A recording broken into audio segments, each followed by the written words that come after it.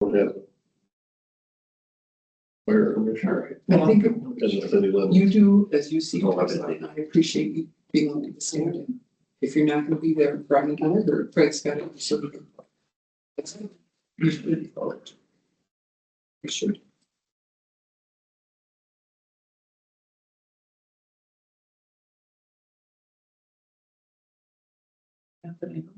Check. I'll talk to Greg.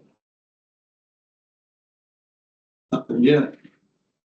These are. I think they're gonna be on combined. Yeah. For me. Probably.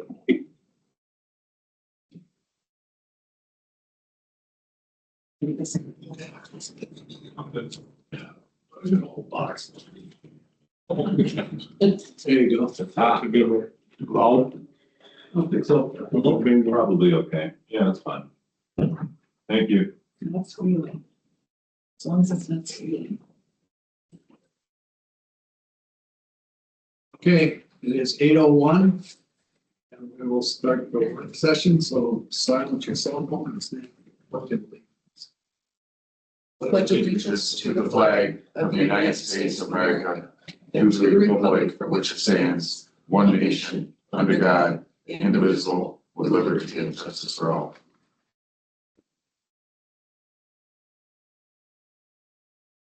Here this morning to talk about building alternatives. And who wants to start it out?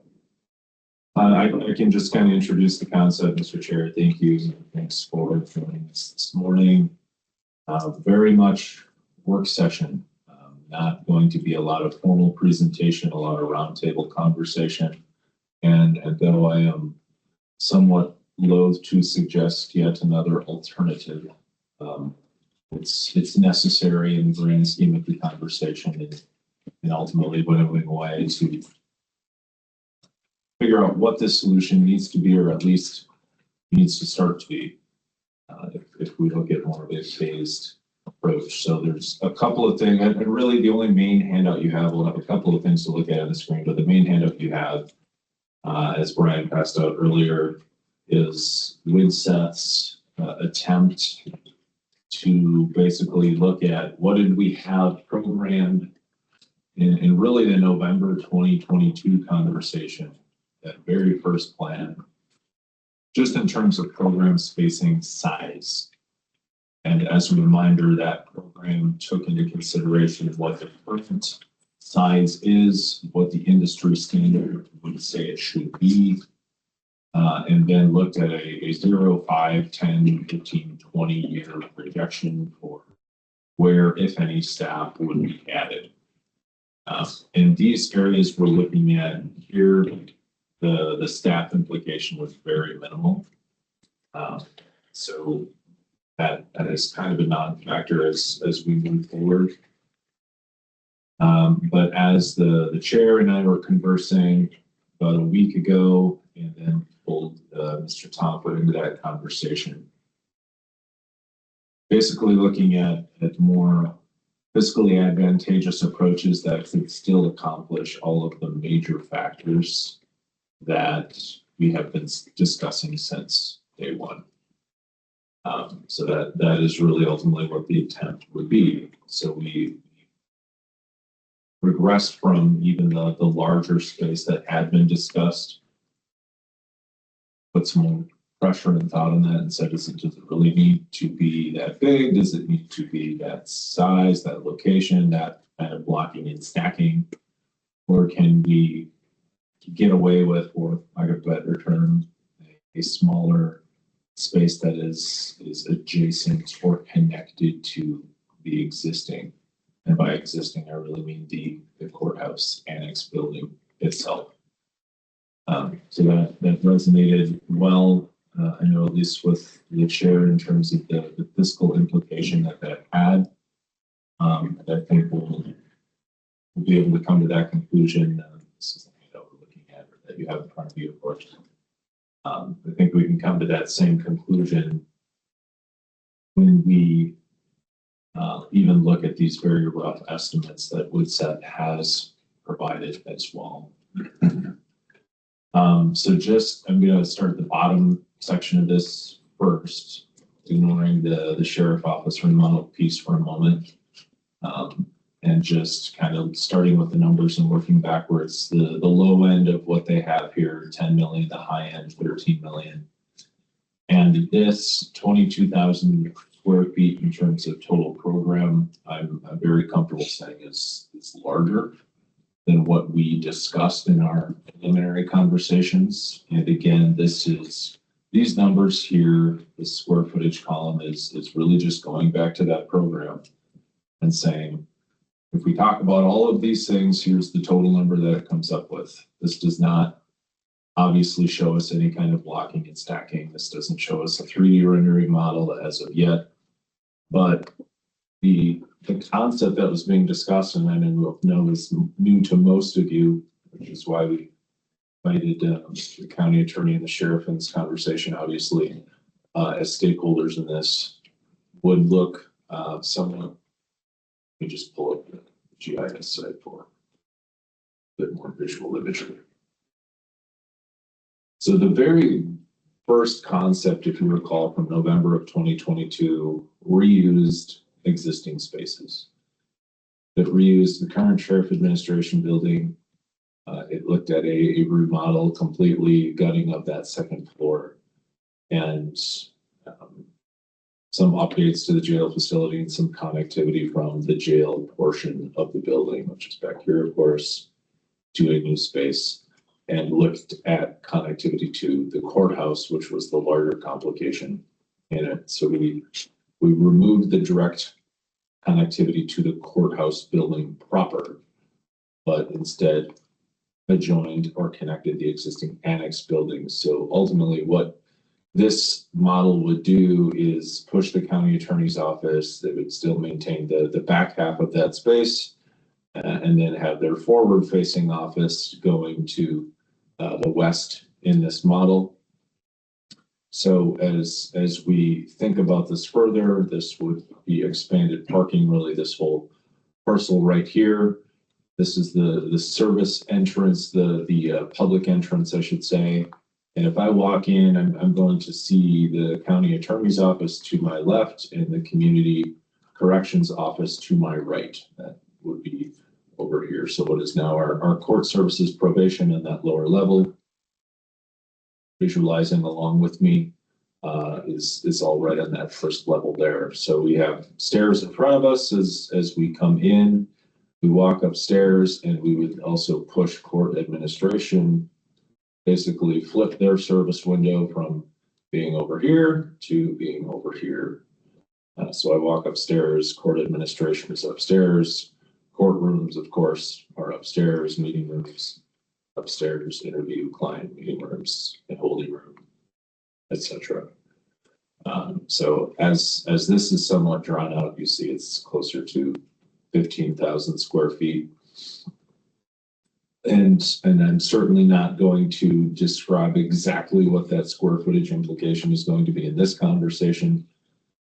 All I know is that it will undoubtedly change based upon what this says, because this is really just, here's the number you had on that original program without any consideration of how this thing is being built or put together, times the industry unit cost, if you will. There's some other fringe type of things in here as well. A large placeholder for a generator replacement. The site work cost $350,000 for the lot as well.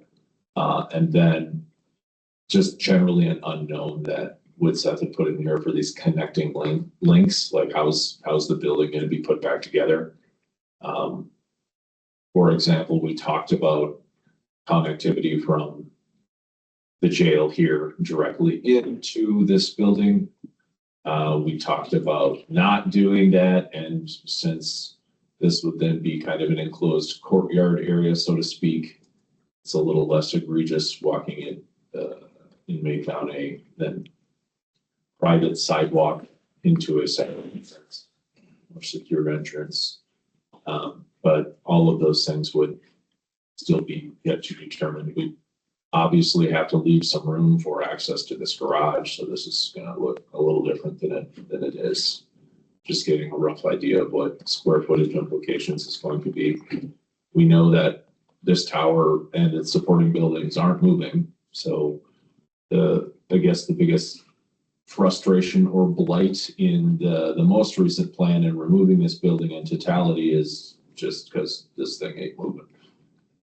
So it looks a little funky that way.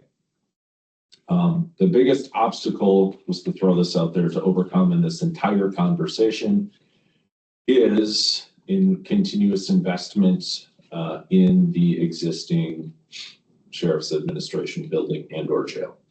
That's been a recurring conversation over the last several months of, well, we don't really want to continue to invest in aging infrastructure. This building really has one advantage in that it is extremely sound foundationally. It's not going anywhere. Everything else could use some remediation and some lipstick, so to speak. But in terms of the construction, the bones, the infrastructure, it's extremely sound. So that, at least just to throw that out there, that's the biggest obstacle to overcome in this conversation, which is why in this particular prognosis here, it's considered, it's separated here, it's phased. We knew from the very first conversation, again, November of 2022, it was a gut and remodel of that second floor. We want to bring staff closer to the stairs. We want to basically bring the service counters right at the top of the stairs with a small waiting area, lobby area. So as people walk up to Sheriff Administration, the first thing they're encountering is staff, right? So that's quote unquote easily accomplished with that space because it's just kind of an empty shell. All temple walls. Relatively speaking, it would be rather easy to remodel, renovate. But again, it's the same space. There are some other things, and I can bring up that spreadsheet in a minute too, in terms of here are the things we know we'd have to invest in the 3 to 5 year window, be it a roof or windows. We'd have to do some water remediation. And at a minimum, as Brian and I chatted more, at least the water mains underneath that building proper, which would be $250,000 bill based on what we know. So greatly more. If it was fully redoing the plumbing of the entirety of the jail infrastructure, we know that is a significantly higher bill, like 5 to 6 times that amount. But the ideology there would be if DOC is not really giving us any direct indicator, which they aren't, and if all they're going to continue to tell us is that we haven't really had any more conversation, and the feeling is that there's going to be some useful life still in that facility, there are ways to both utilize and recycle that space in the future, even if the full amount of it, the full footprint of it was not used as a Class 3 facility. Obviously, we know it is today, and that isn't changing tomorrow. But 5 years from now, if it was even a Class 2, if it was a Class 1 facility, there is still the ability and the space to accomplish everything in it that was being proposed in the most recent model you looked at with holding cells, etc. There would also be additional space in that jail area, that jail building that could be gutted and repurposed for a more intentional EOC and other training rooms as designed in the other plan as well. So I'm going to stop there because that was a lot. I'm sure your minds are going different directions at this point. And just open it up for some quick gut check discussion on what was being discussed. But really quickly, again, the idea here is providing relief to an IT office that's on the second floor that needs some. connecting to court administration up here with the public facing window, connecting to county attorney down here, lower level with public facing window in the new building side. And then we can have other conversations about license bureau and overall schema as well too. And the fate of the East Annings as a whole. Okay, now let's stop. I would imagine there's, and I don't know how it's laid out right now that they've come up with where the 5,300 of building support always. So was that number when they were also including the jail? And you think? The original program, yes. So they were probably talking more square footage, how they come up with that 5,300. Yeah, and good point. I should have mentioned that. Building support is talking about hallways, it's talking about foyers, it's talking about public spaces that are office spaces. So all the other space that we don't really think of when we say, well, we have 10 people, where are they gonna sit? It's how they get to where they're gonna sit. There's also a formula, and Brian, I don't know if you remember off the top of your head what BKB did, but they basically add like a lid on the perimeter of the building as more relief and try to factor that in as well. So those are all things that will undoubtedly go down to an extent, but we don't know that. Allison Peterson is hoping to get us more direct numbers by the first week of February. And By the end of the week. end of the week now, cool. And Widseth can basically go on and do a revised plan using this schema and get some 3D rendering, blocking and stacking, if that's what the board decides they want to do. So the other week ago Friday, when we got together, talked over this alternative, that felt like the intent still would be to try to vacate this building. But depending on course of action on this building, whether it stays in county hands and is used as a community center or a daycare facility or whatever, if it stayed in ownership of the county, then the license bureau necessarily wouldn't have to go anywhere, because that is pretty convenient for the public to get to. But those are just different things we've thrown out where some of this square footage can change. I think we'd probably want, in my eyes, would want to plan for vacating the whole building in case something arose where it could get into private ownership. That we wouldn't be all of a sudden short on space.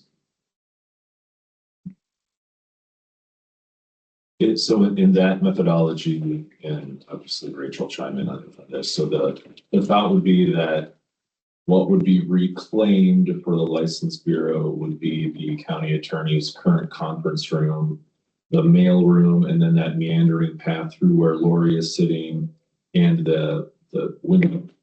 And we would cut in a service window almost along that entire path right there.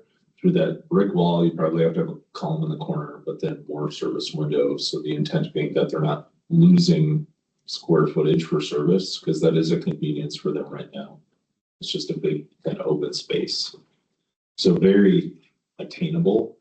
But as stated, it's convenient right now to people like where it's at. Change is hard, so. Basically, it has 20 years to get people to figure out where to get tabs. Yeah. You're still redirecting. Oh, absolutely. It's still do. And They're like, that, oh, where do I get tabs? and that used to be the license bureau Yeah, there. That because that's where it was. was really easy getting in and out of there for a lot of people at that time. Right. No, I remember when I was over there. We've also, I can pull these up too. We've talked a lot about courthouse security. Ryan has a couple of nice renders for a weather vestibule or a secure checkpoint outside of that veterans entrance. That could play into this conversation as well too. So you're still having an intuitive path in and path out, because people could come in and then exit multiple ways if they needed to. So there'd still be an intuitive in and out for licensed bureau customers if that was the case. Awesome. Michael, are you saying that that's if we don't build a building? Or if we- So that even still, if we did build a building, there's that conversation for how to best secure the courthouse probably is never gonna go away. Yes, is what I'm saying. So even if there was a weather vestibule to have a set up secure checkpoint or just as additional square footage relief, foyer relief, it's still easy enough to bring people in and push them back out through that hallway right now, which is the staff entrance, dedicated staff entrance. On the north side. Yeah, Yeah, on that side.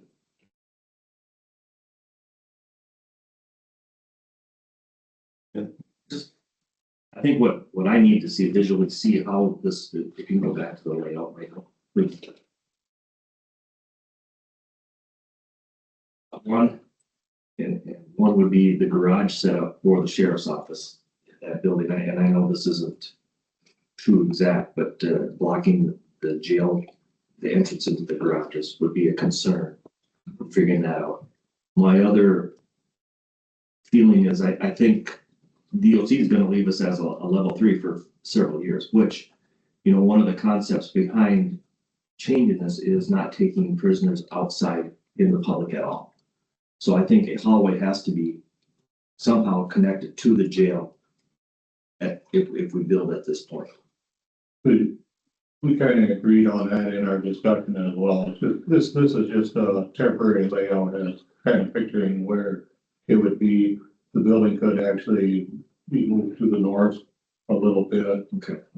Probably have so that's the square footage in there, I feel is, it could become narrower and go back versus, and keep that garage door and that access open.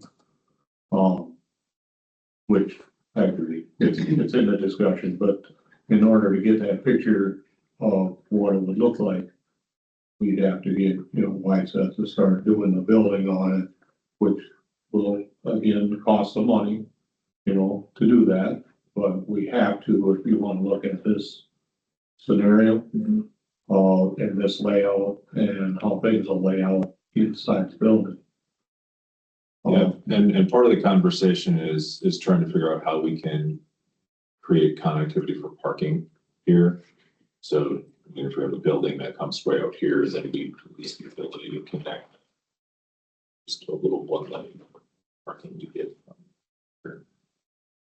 Or you just kind of rethink the whole parking scheme in there too. But yeah, 100%, absolutely right. And in the grand scheme of things, a hallway here to here is a tiny piece of that conversation and makes intuitive sense, of course. So. Well, and I, this was thrown out years ago that we utilized the sheriff's office as we expand out. And part of that concept is making sure that the sheriff's office has updated facility. And I think if we do this project that has combined, not 3 or 4 years later, oh, we're gonna change the windows and we're gonna change the upstairs of the courthouse. I think it has to be done simultaneously as we build this building as well. I think that's in order to do convenience and make sure that everything gets done. Otherwise, you know what happens? It gets kicked down the road 3, 4 years and we're gonna get to it and it gets kicked further. So I think if we do this project, I think we have to take into the concept that we need to remodel the sheriff's office building as well to get them set up where they need to be. Make it look a little bit better and more convenient for everything. Yeah, I think I think you're right. You'd want, what would you say it could be still phased, couldn't it, as far as you build this building and then the following year you work on the sheriff's building. I mean, it just so it's laid out that this is all gonna get done in a certain amount of time. Well, let's talk about the fiscal piece of it for a second, if that's okay. So the whole methodology here is, from a current budget narrative is you got the first $10 million figured out, right? That's what we're working from. We know we're phasing out dollars in 2028. We know we're phasing out dollars in 2032. I'm not suggesting I want to wait till 2032 to do the top part of the screen. That's just a reminder that $10 million that you would bond also falls off within a pretty short relative period, which is a good thing. So it's a good thing for us to keep in mind. But you got the first $10 million figured out. So, okay, what can we get done for $10 million plus cash? That's what I'm thinking. So in my mind, right now, we still have tax exempt municipal bonds, which means our rate is extremely more favorable than if they don't exist. I don't expect them to exist in a year from now, either. And I think that'll be something that that newly created Department of Government Efficiency looks at and says this isn't very efficient, because it's not. So it would be smart to take advantage of one instance of that. So in my mind, we're bonding for $10 million, no matter what, relatively speaking. But in this conversation, no matter what, we're bonding for 10 million. So we're committing to that. Then it's over and above what do we have in terms of cash right now to facilitate. That's where my brain is going. So I just want to share that too. So it's still in that $13-ish million conversation that's really, really comfortable to get to and say that we can bond for 10, we can pay cash for 3 plus, and all of those, questions have been answered already. So with that in mind, that maybe changes the timing, and maybe it doesn't, but the whole point is that there is the ability to have somewhat of a phased approach to this that is budgeted year over year, that doesn't say it has to be an all or nothing. I understand if that's the conclusion that if nothing else, the vast majority of the remediation remodeling needs to be factored into this. There's also a piece in the upper level of the courthouse that would get factored into this as well, too, that we haven't talked about and isn't being discussed right here. And I think excuse me, Doug, go ahead. I think that project, what needs to be at the courthouse, should be separate from this project right now. I think that needs to be separated out.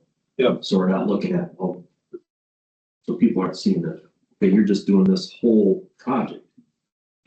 It has to be separated out. I mean, we need to take care of the courthouse, the jail, and security. Those are kind of our priorities right now. Now, if we move us across the street, the license bureau, planning and zoning, and changing the courtroom to fit our needs too, I think that should be a separate project out of this for the time being. Until we get this squared away. I mean, this thing's been kicked down the road years. And this part needs to get addressed first, and then we can figure out the backside later on. Yep. That's my opinion. I'm just. So you just said that you feel that we will, right now we're at category 3, right? Yes. And you feel that will continue for a while? I think that'll continue for the next couple of years. There might be some adjustments that need to be made in the jail, but I think that it'll continue on for a little bit. Okay. And part of my thought is if you check off the major things on their grievance list, then yes. If you have direct, secure, safe transport of inmates from cell to, that's the biggest blight that is on there. So I know there was there's elevation issues between the jail and this new building, because we talked about that, how we connect them. Mm-hmm. So when you talk about a hallway or a tunnel to this new building, Or does it make more sense to connect it somehow to that, but then you're just connecting it to the garage, right? Connect it to that end of that. I think we want to keep it separate with just a hallway, so at some point, if something needs to be reconstructed in the jail or the sheriff's office, that building doesn't tie into that, so it's. Okay, that makes sense. Like a walkway to the two different hog barns, you want to take out that middle one, so if you have a fire, you can take it out right away. Not have to worry about jump. Damaging the next building if you had to do construction. I agree with that. Keep them separate. I don't know why my mind always goes back to tunnel, but it does, just because of the intuitive grade right there. We have to have an elevator in this new space anyway. So it's not very complicated just to have a poured concrete tunnel going to an elevator that goes directly to the courtroom. Right outside. Yeah. You know, I think for me, a rendition of what this would look like. Paper, I think that would help sell a little bit better for me.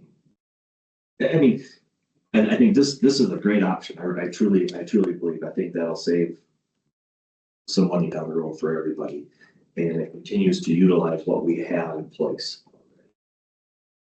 It just makes things a little bit simpler. We address some of the problems with courtroom security and DOC and getting people across, inmates across. And I think overall, this project would probably best fit our county.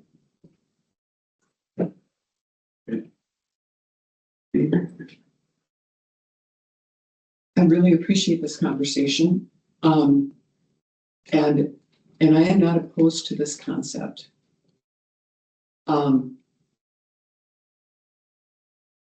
I know one of the reasons we went away from it was because the current building is what it is. And so I have absolutely no reservations about pursuing this idea. But here are some thoughts. First of all, obviously I am all about making this functional, which I know Waseca can help us figure out how to do that.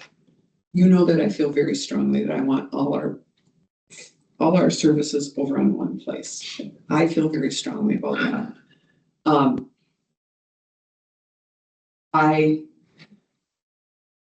Here's the only woman on the board. That building is so ugly. I know we can fix that, but we need to fix it.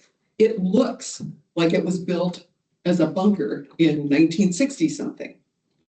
I don't think that we should spend $15 million and then have that building look the same on the outside.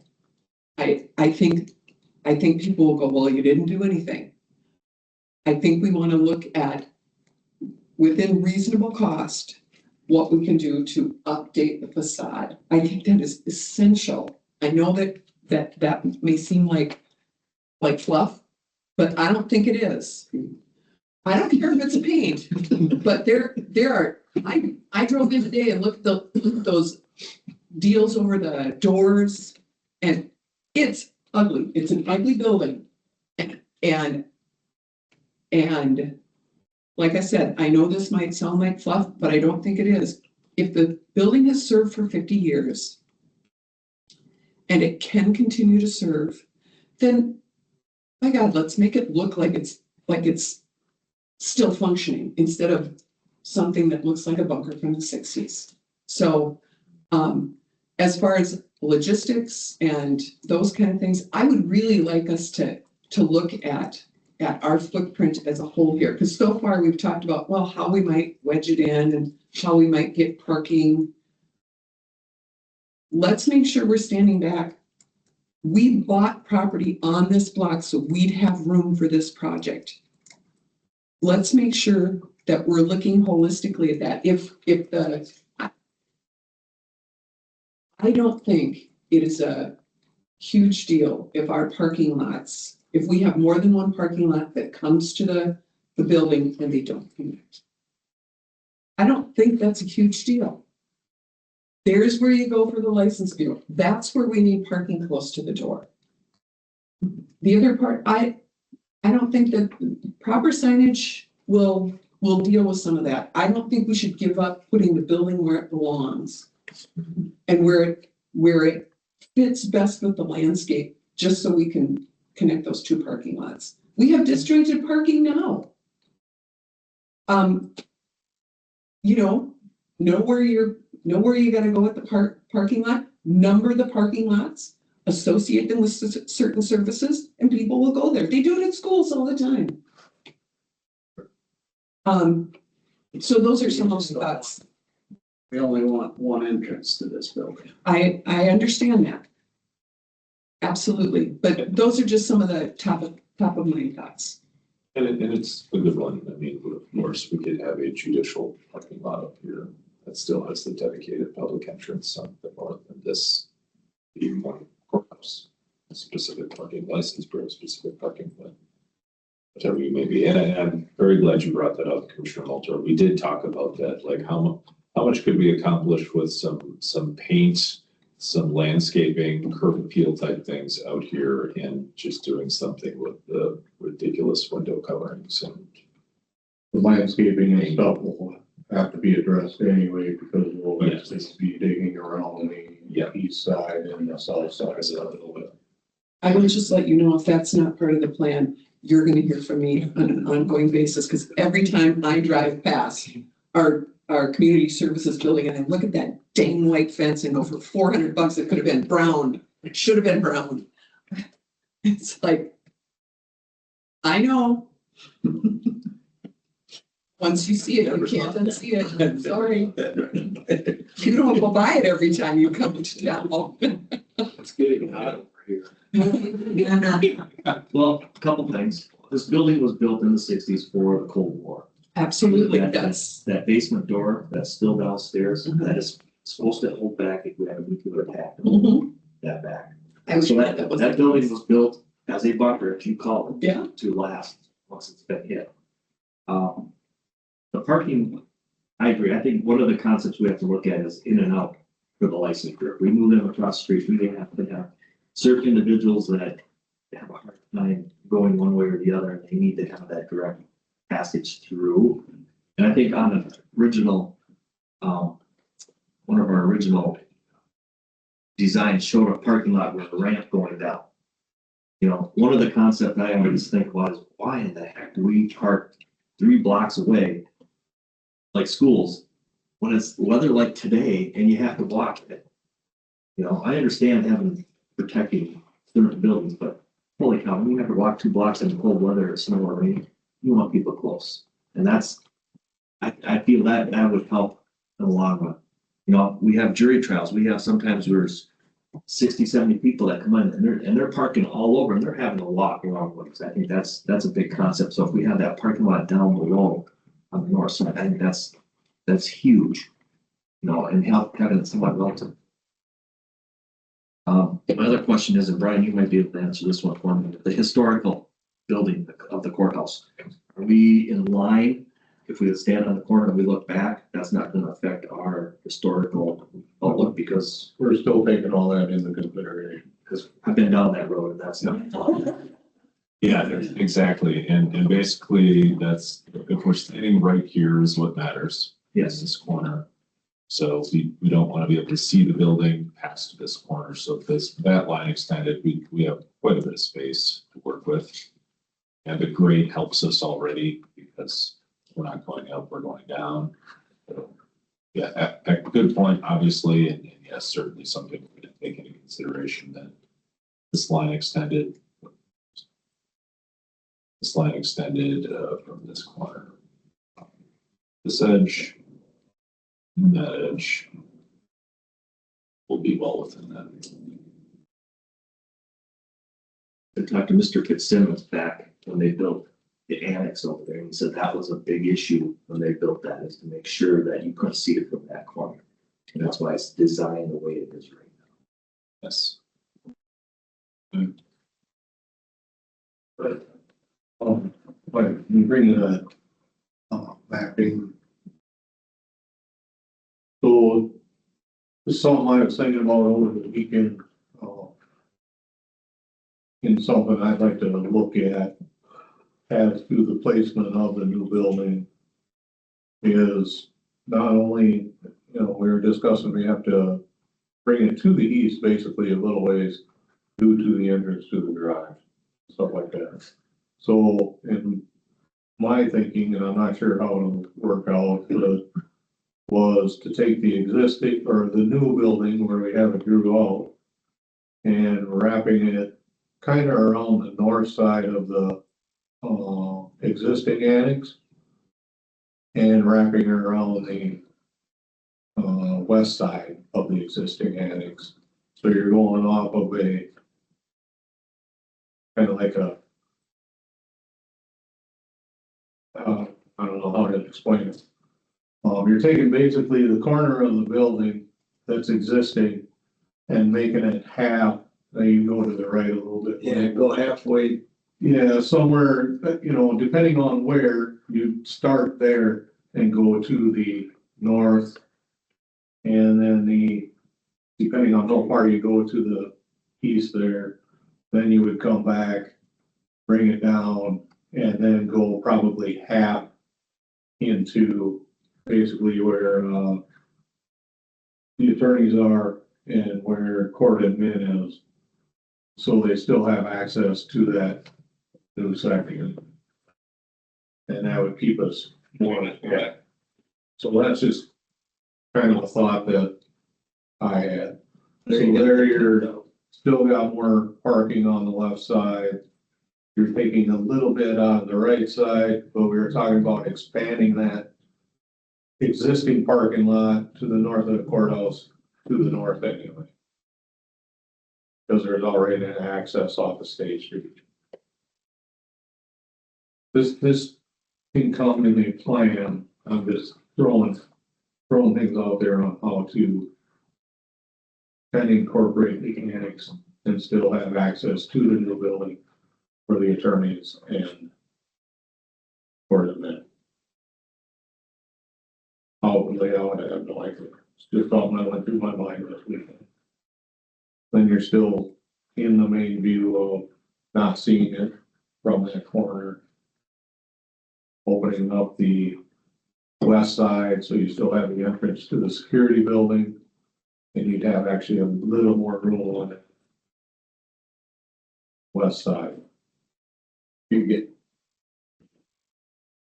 That's it. You're getting a little further away then from the only downfall I see to that is getting further away from the sheriff's office for that. Yeah, we want to shift this whole thing down a little bit, probably, because of connectivity here somewhere. So. But I understand the thoughts, so probably really want to something like that.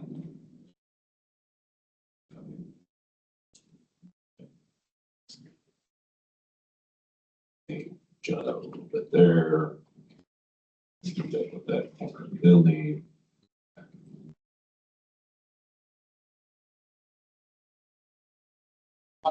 Just essentially It's like to not interrupt that west side, west end. entrance. Oh, which was Right there.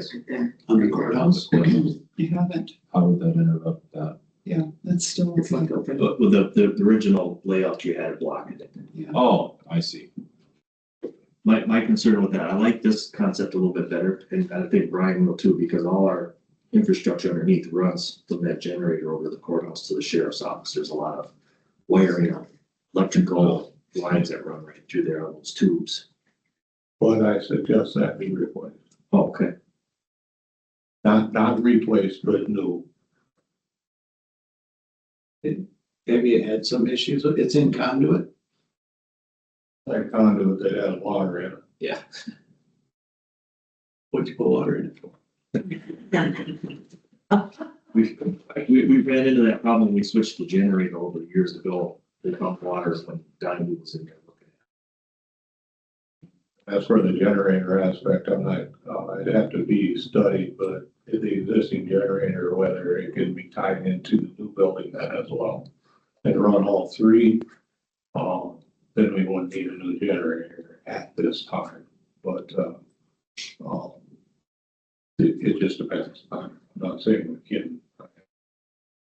We would probably simply turn this into kind of a courtyard lunch area as well too. And this tree would have to go away. It's rotting from the inside and gonna tip over at some point, so It's gonna go away anyway. it's gotta go away.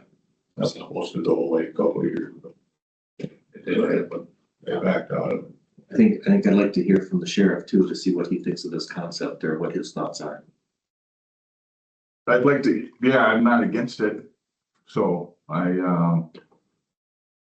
with it all being, fairly new information, definitely, not opposed to learning more about it and see what type of renovation we could have for the sheriff's office too, because one of the things is that space, we're limited on our space at the sheriff's office, so we do need to discuss that at some point, but being able to maintain our jail and having everything connected would be a huge plus. And as Commissioner Milber said, the courthouse security and the safety and all this, curious what a plan like this could be able to accomplish most of those things, if not all of those things.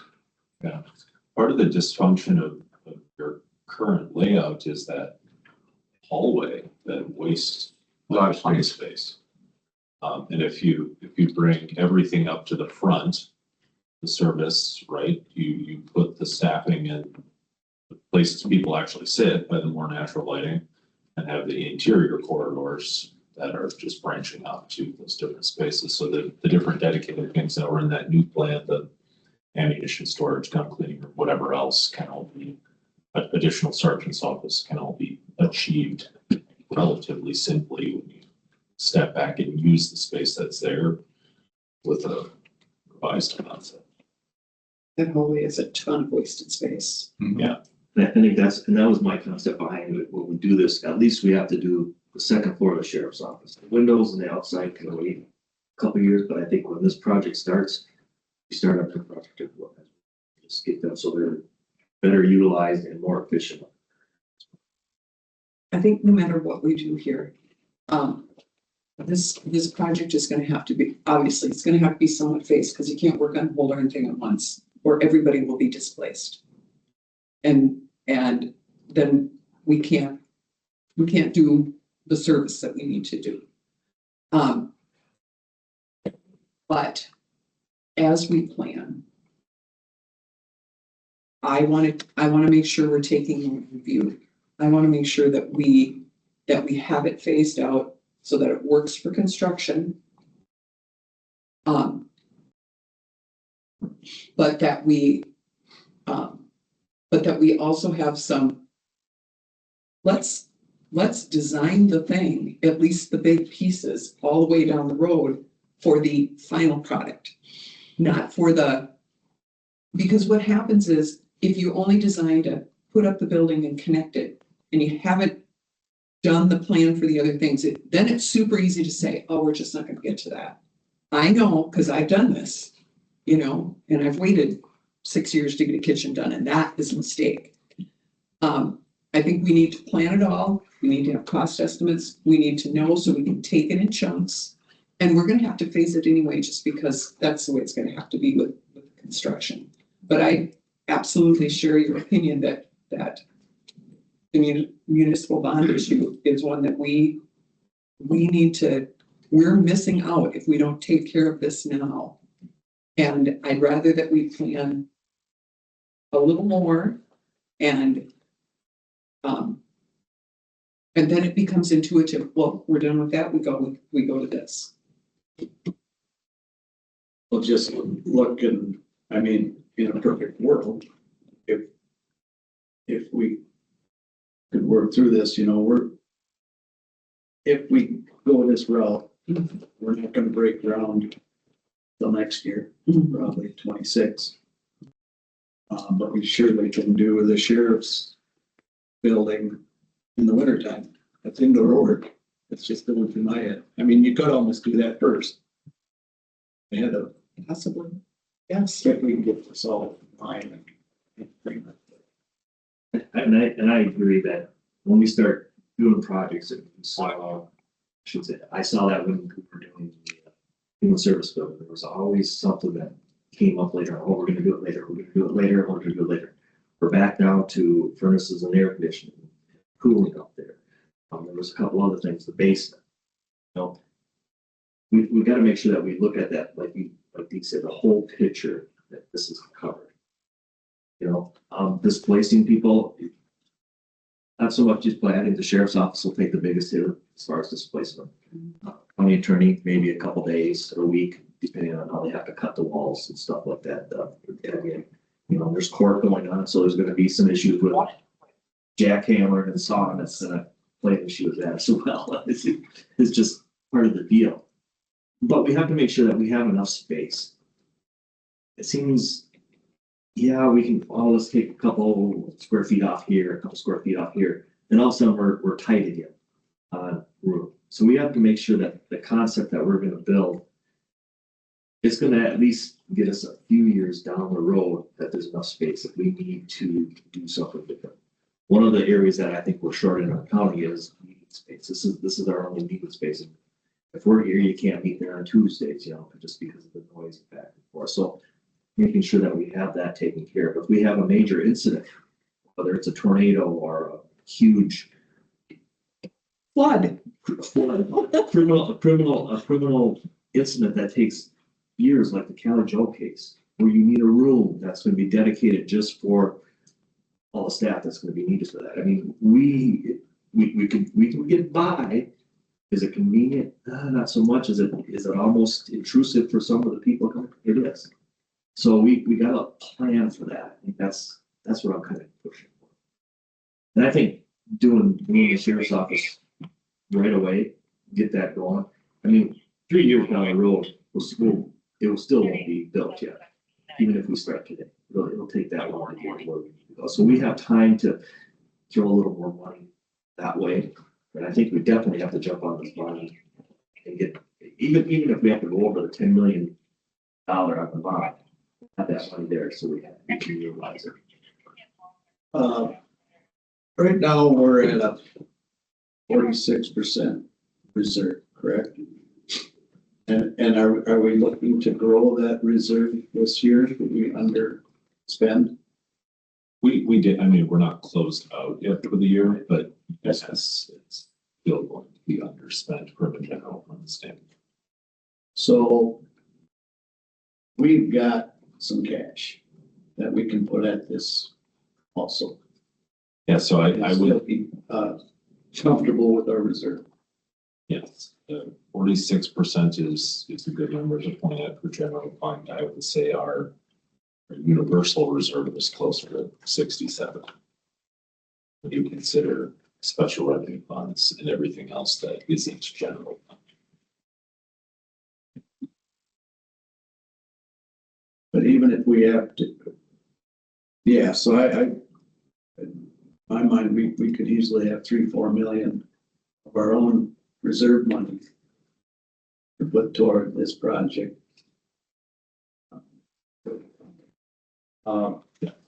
And we want, even if we have to do this bond thing before we start anything, if it's 6 months before we get started, it's still advantageous, correct? To get that moving. Yeah, so I talked to Ellers again last week, and Bruce is intimately more aware of what the market's doing than I'm doing. Of course, that's his world, his job. And I would lean heavily on him for what are you hearing? Oftentimes, we could bond $12.5 million, and oftentimes it is more advantageous from a rate standpoint to do it all at once than to split it up into two. And it's a backwards kind of market because actually, I mean, the rates from the bonding standpoint have actually been creeping up a little bit over the last few months, not declining. It will right size itself, but that's kind of the uniqueness of the muni bonds as well too. They're investor friendly, so at some point that will cease. So expediency is in our best interest, yes. But you could try to bridge that gap as well too, and maybe you bond for $2.5 million initially with the anticipation of bonding for $10 million a year and a half from now. Because you don't really need to bond until like you're 12 to 18 months into the process, you're not spending any money. Design concept is, the bid process is 10 to 10 months itself. And even then, you're not cutting checks. But that depends where you start, That's because if you start with the, out of the sheriff's office, correct. So in my mind, let's look holistically. My thought was we're bonding for this, we're paying cash for the sheriff, we're paying cash for the courthouse. That's where my brain was going. Could it be a blend? Absolutely. Yeah, for sure. If the priority is we're gonna start sheriff administration, there could be, because I should say, we can invest those dollars as well. There's nothing that prevents us from investing bond dollars as well. So we're still going to be earning an amount that very nearly offsets that interest anyway. So if the rates are advantageous and I call Bruce and says, well, actually, in 5 months from now, 6 months from now, might creep up another 0.5% based upon how this is going, then it perhaps does make sense because we're still going to be earning close to 4.5% with an average 7-day yield right now on that money. So it's cost neutral. So I don't have a lot of anxiety about the when. It's more if that program even exists or not. That's the bigger cautionary tale. Because that'll push it up 2 percentage points pretty quickly if the muni bonds go away.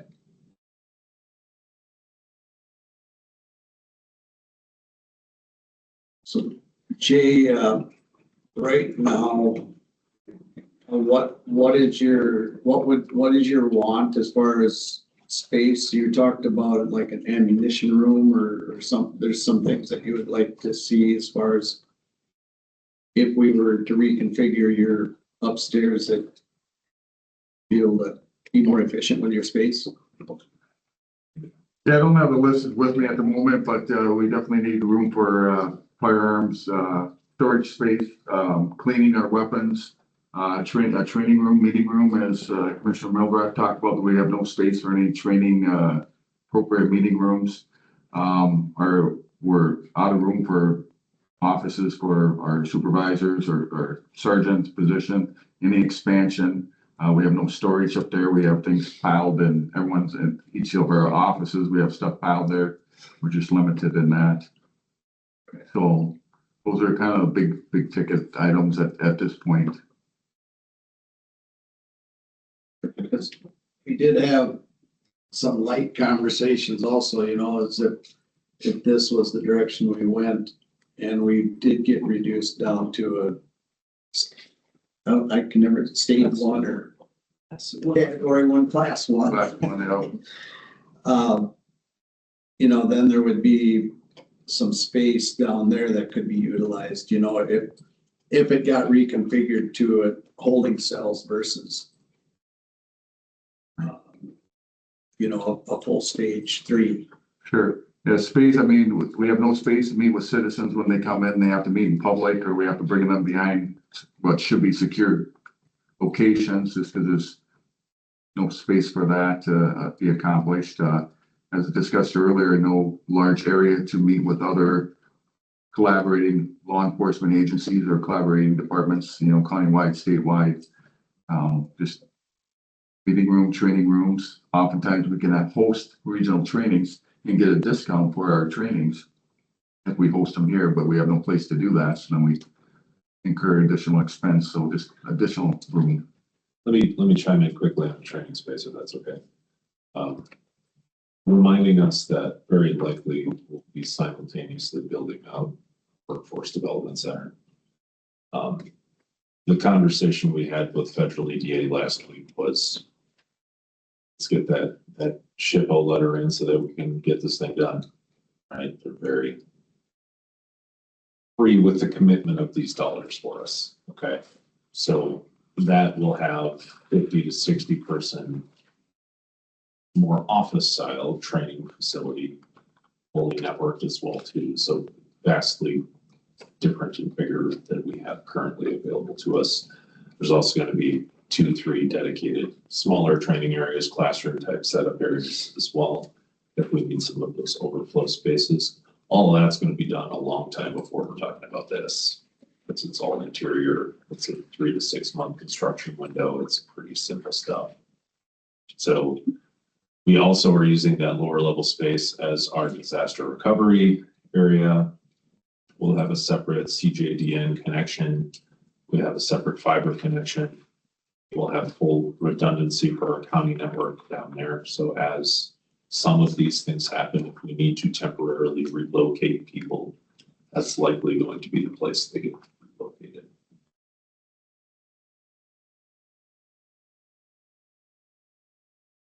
Are you saying that the basement would be actually able to have like enough space for training down there? So.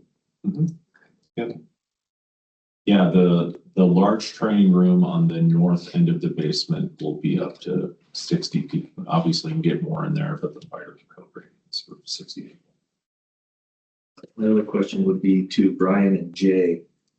If we took, we'll call it garage 3, we expand that out and put walls up there and heat it, would that suffice for a gun clean? Because we have it down in the evidence room now. There's a vent template down there for that. Would that be enough space for gun cleaning and putting additional stuff that you have sitting on desks and stuff down there? Would that work if we took that, or that? I think that could serve a purpose for gun cleaning and ammunition storage, or for weapons storage. I think we need additional space. We're just out of space for supplies, and we also have to think about with our new body worn cameras, so we have to have electronics room. It's going to take up some space somewhere, and depending on how the layout of the building is, that's a very good option, at least to solve part of the problem. And I truly believe if we had to change that hallway, redesign that whole upstairs, there would be adequate space for a lot of that. Yeah, because right now we pretty much, as Commissioner Milbreath knows, that all we have for storage is one small room behind Colleen's or Dawn and Carrie in their office. That little room, that it's, I don't know how big it is, but it's small. It's very small. So I think the whole redesign would give adequate space. I wouldn't say adequate, sufficient space at this time. You know, however we change or we need to do something else with the sheriff's office for when it comes to storage. That would be okay. The one other question I had for the sheriff was, how's the evidence room? Is that filled up and getting? That would be my other concern, because there's certain things you have to hold on to forever. Yeah. But it needs to make sure that it gets purged every once in a while, which is difficult with the staffing that they have. You got to have an educated person that no one's going there, because otherwise the county attorney has to pull everybody that walked through that room in. Yeah, our evidence room is bursting at seams. We did try to purge a bunch of stuff here 2 years ago, went through some stuff, but it's still, even with that, it's not adequate for long-term storage. It's very tight, and as Commissioner Member said, there's stuff that we have to keep forever. All things logistical are interesting to me, and I don't want to go down in the weeds, but once again, I think we got to look at holistically, because when we get done with this, if we're going to fix this building, is the emergency management going to stay in the basement?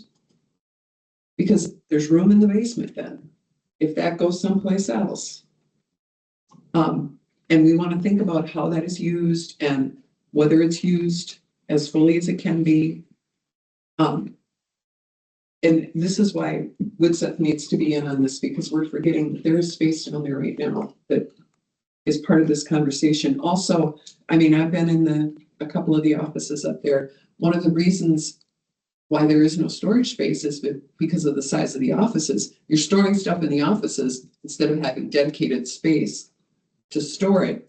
The office doesn't need to be that big if you got someplace else to put the stuff that should be someplace else. I'm all about, all this stuff is the same. It all needs to be stored together instead of some in your office and some in, because I live with a guy who would just leave it trailed all over the house.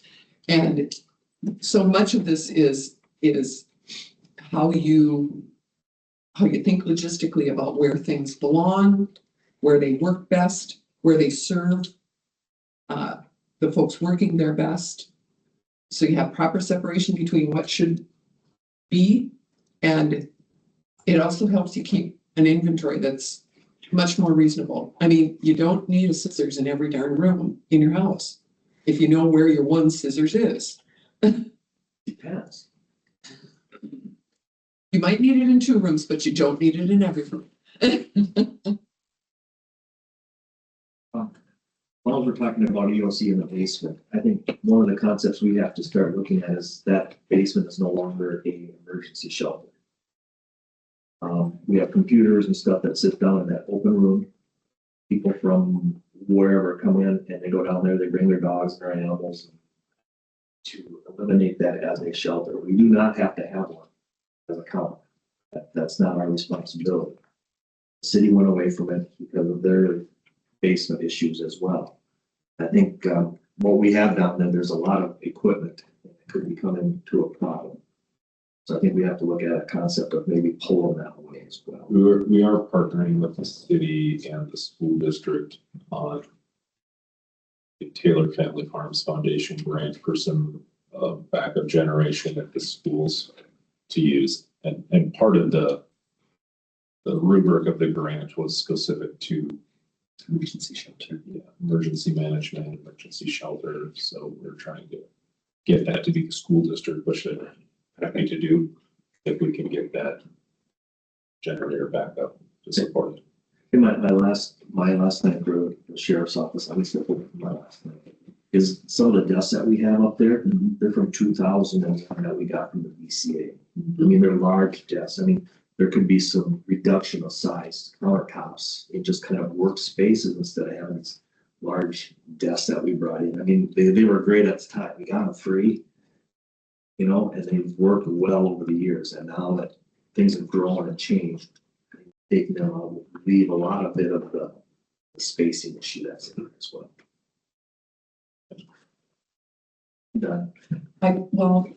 And I just want to jump on, I think particularly with the increase in technology that's going to happen because of the body-worn cameras, I think design of offices for staff has got to be a thoughtful process, not just here's a certain number of square feet and have at it. I think desktop, countertop, storage for the things you actually need in there are important, because there's going to have to be things that happen in those offices that don't happen right now when we do these body-worn cameras. Connectivity, those kind of things. So taking a look at all of that as we move forward will be important to have a good final project. I'll say the last last thing Jay talked about is no space for the public to talk. When they turn in applications for gun permits and permits to carry, that's supposed to be confidential. People are supposed to have it. So you got to kind of have that separated out. So if somebody wants to come in and they have questions, you take them into a side room and talk, bring them into a secured area. So kind of a go between the secured area and the lobby. It's a small room for talking and sharing.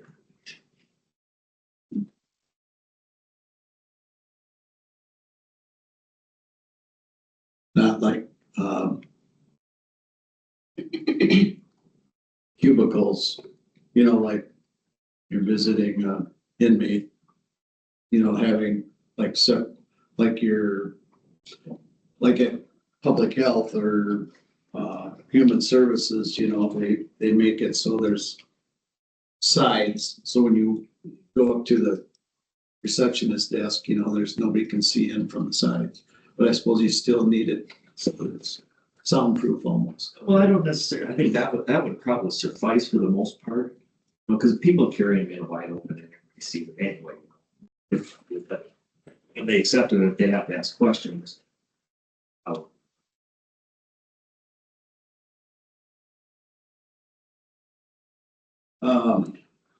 So any comments from Commissioner Krause or Commissioner Hargit? How are you guys feeling about this conversation? Here, Listening, listening, it's really a good conversation, and I have no reservations. Well, moving on, Commissioner Milbert's got a wealth of information and good ideas. And also Commissioner Walter, and thank you, Doug, for bringing this forward. I'm really concerned about CERT and emergency management services, because if something does happen, which it will at some point in time, I think there's, I think we have to have good space for them and room for them to, because we got such a good CERT program. We just recently lost one of our really good CERT people here this last week, Mr. Melcher. But that's really important to me. And also I have visited with the License Bureau, and they do like their spot where they are at. So if they were to move, I could be persuaded, or they could be persuaded also, but it's a really nice spot where they are. Public, but see what happens on that. The only other question I got is for Michael on the dollars. We're putting 750,000 away each year. And if we bonded for 10, when do we start paying on that bond? Do we keep on putting 750 away each year and paying on that bond? Or does that 750 go towards that bond? Yes, the 750 becomes a bond. Because it becomes a bond payment. After about a year and a half, when we would actually start paying both the principal and the interest on it. and we've done that now for a couple of years, so right there is 1.5. And we haven't started paying, so really that 1.5 could go toward a project also. Yeah, and I was talking about it more in terms of 2.25, yes, through 2025 with additional funds. Right. You got what? You got anything? Good. I'll listen. If you look at the high range, which I think is probably going to be more of the number that we'll be dealing with in the end, and you look at Brian's rendition that Michael drew out on the view, what you're doing right there is it's virtually the same building that we had drawn up the last time with less square footage, and what you're doing is you're saving the jail building as it is. You're saving the law enforcement center as it is. And the law enforcement center is probably going to exceed that high range. I would assume, just because of the way it's built. Yes, it is a great structure. It's never going to blow down in the wind, ever. I don't know. I mean, these are great talks, and wherever we can save some money,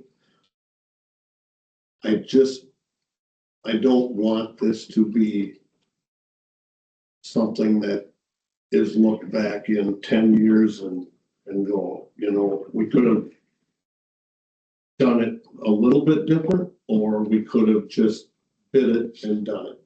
At this point of saving, between $8 and $9 million worth of savings, which is about where we'd be at, that would probably be, and you don't double it, but over 20 years, you're going to save about $1 million a year on somewhere in there.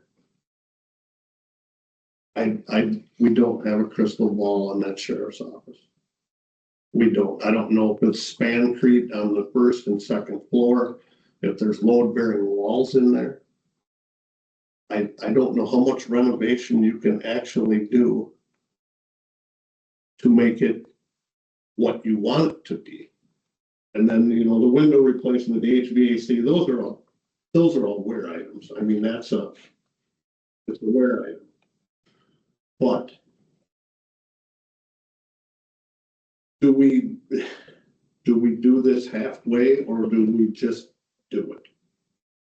And that would be the only question I have, you know, and when they come through with the actual plans for this, I like the idea of the tunnel for the prisoner transfer.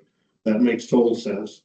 We know we're gonna have to secure an entrance into the courthouse. We know that's coming. There is a little bit of a time frame here with the Second Street utilities that were on the hook for 86,000 and some change. We're going to need to know where to put those in at. If there's going to be something here, I don't know, what do you do, stub them by the tower that we know that's never going away? It's hard to say. I don't know. Those are just some thoughts I have about it. I don't know, you know, we've all worked on this for 8 years. 24 years. You know, it's out there. I don't know. But that second floor, there is no Lower bearing, low bearing well, wall. it's span It's creek. all open. It's span creek, yeah. And that's the way it was put up. It is, it doesn't make any sense to raise that building because of the structure, but on the other hand, it'd be like trying to put windows in the basement bunker. That's what you still have. And I kind of see it, D, what you say when you drive by, it's the sheriff's office. You know, it's just the sign out front, law enforcement center. I don't see the columns stick out to me, I guess, but, yeah. So, I don't know. To me, it's just that giant vent hood with no. Yeah, That's the thing I can't unsee. that was. Well, look down the way, because there's one over the other door too. Right. I know. When I drove in this morning, Just that if nothing else changed and those went away. Just look Yeah. much better. That wall in front there by the memorial, that used to go all the way to the top of that vent hood, as you would call it. We had that removed. Well, Tabilos did that a long time ago. I mean, just losing those and fresh coat of white paint and some curb appeal goes a long way in this conversation. This was November 2. It was certainly changed a little bit, but it gives some semblance to what we're talking about. Coming up the stairs, that public facing lobby and all of the main things people are coming in for from a service delivery system, just right there.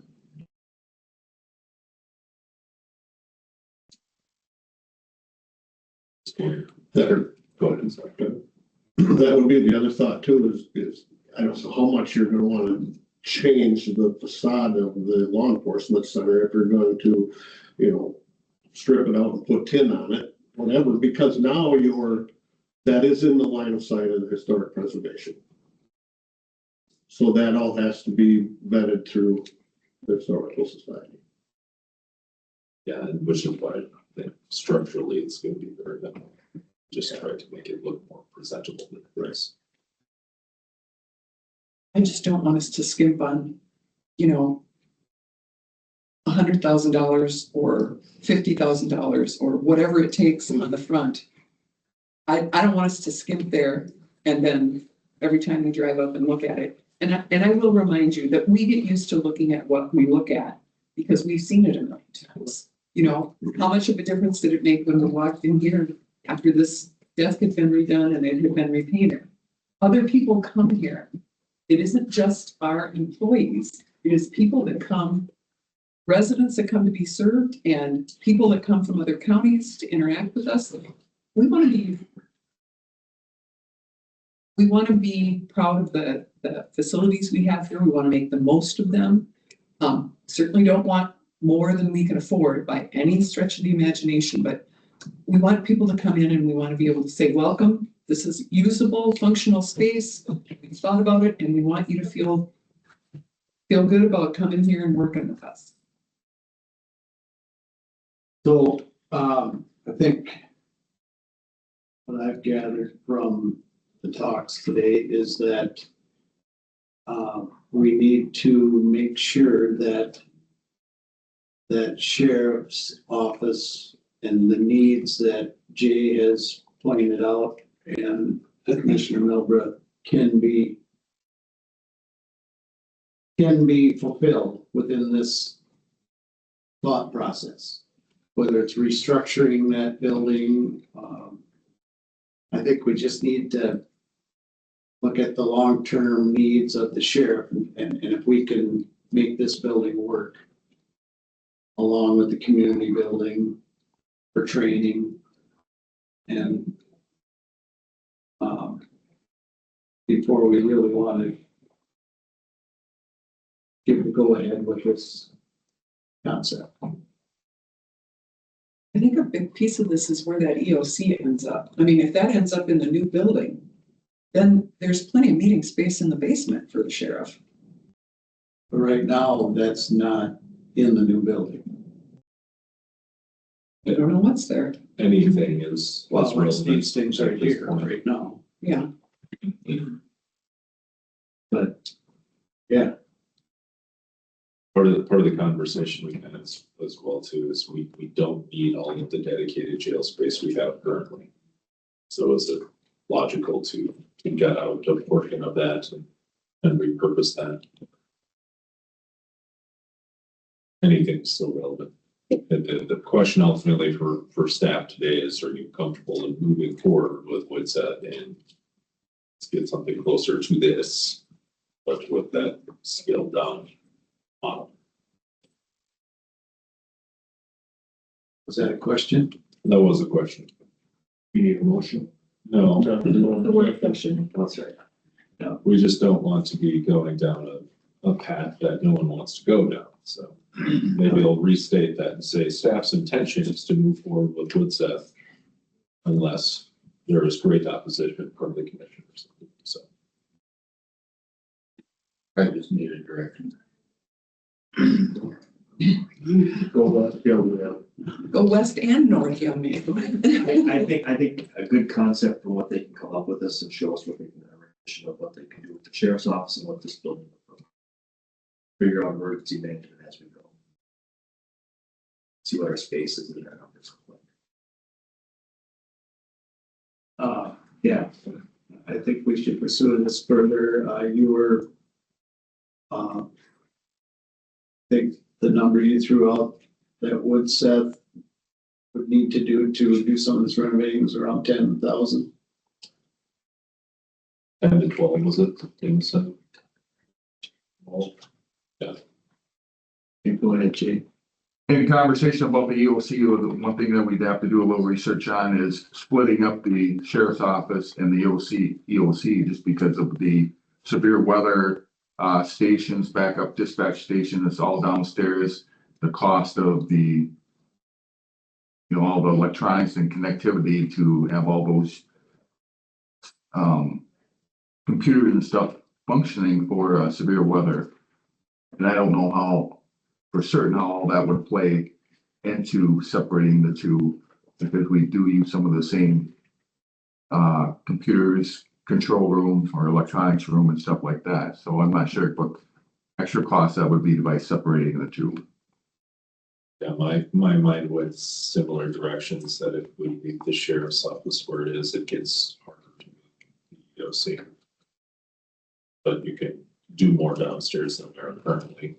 Water remediation being cheap among them, of course, but we can make it a little bit more intuitive and functional than it is, perhaps. Sure. All right, we are going to end the work session.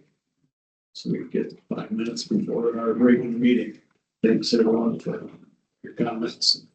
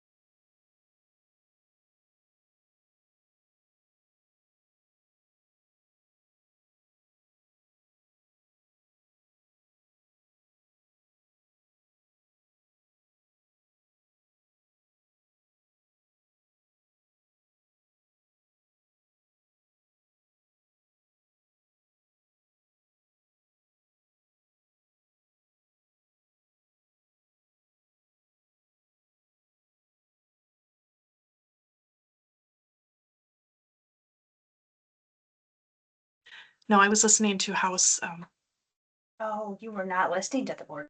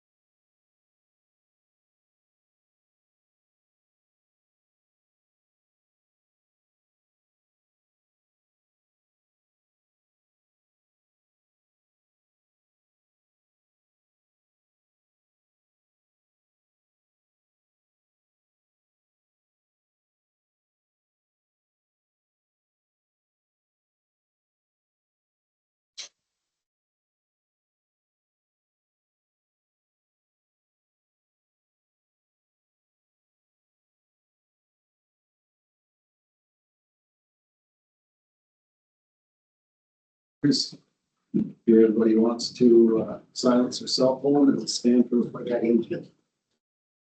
Pledge allegiance to the flag of the United States of America and to the republic for which it stands, one nation, under God, indivisible, with liberty and justice for all.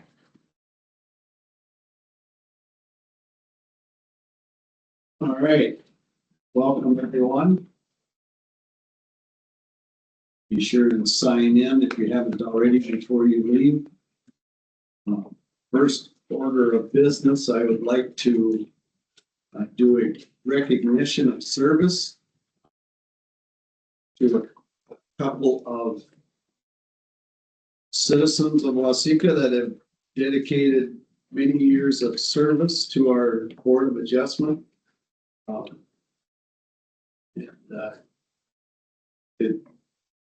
Just want to thank them for all the years of the time you spent and helping our county run efficiently and making important decisions. One of them is not able to be here, but we've got Richard Facine here and Robert Vogelsang. Richard has spent 22 years on the Board of Adjustments. And Robert Vogelsang spent 34 years on the Board of Adjustment. So I just want to thank them for their service.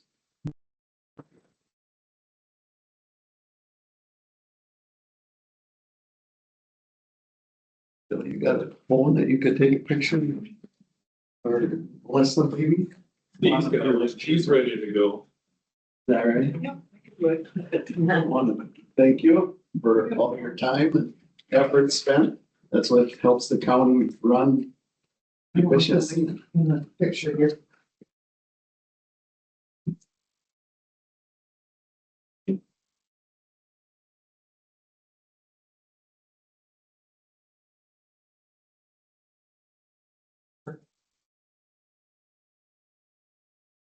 And get your crew number, those years I got to serve with you, and it was a pleasure. Thank you.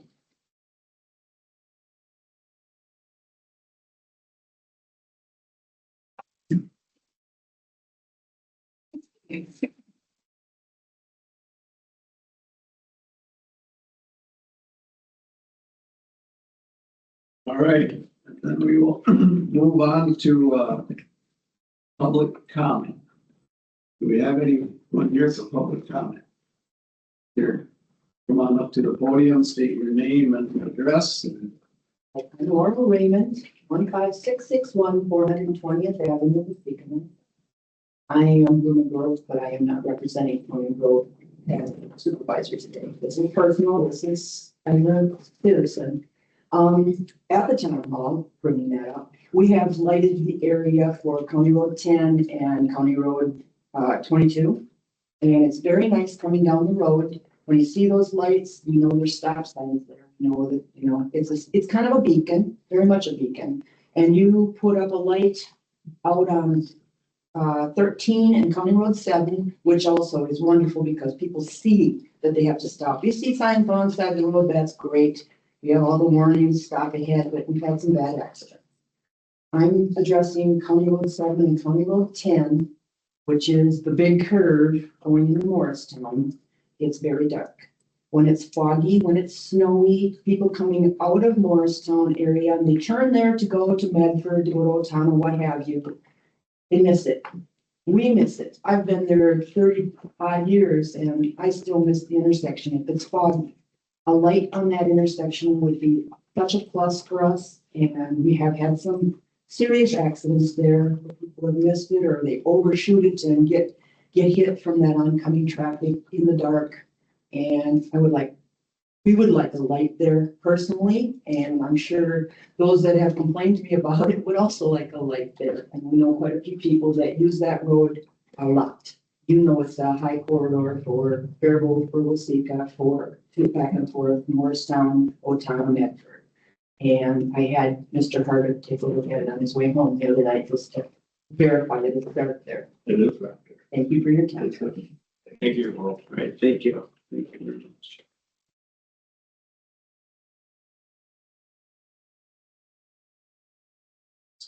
Good.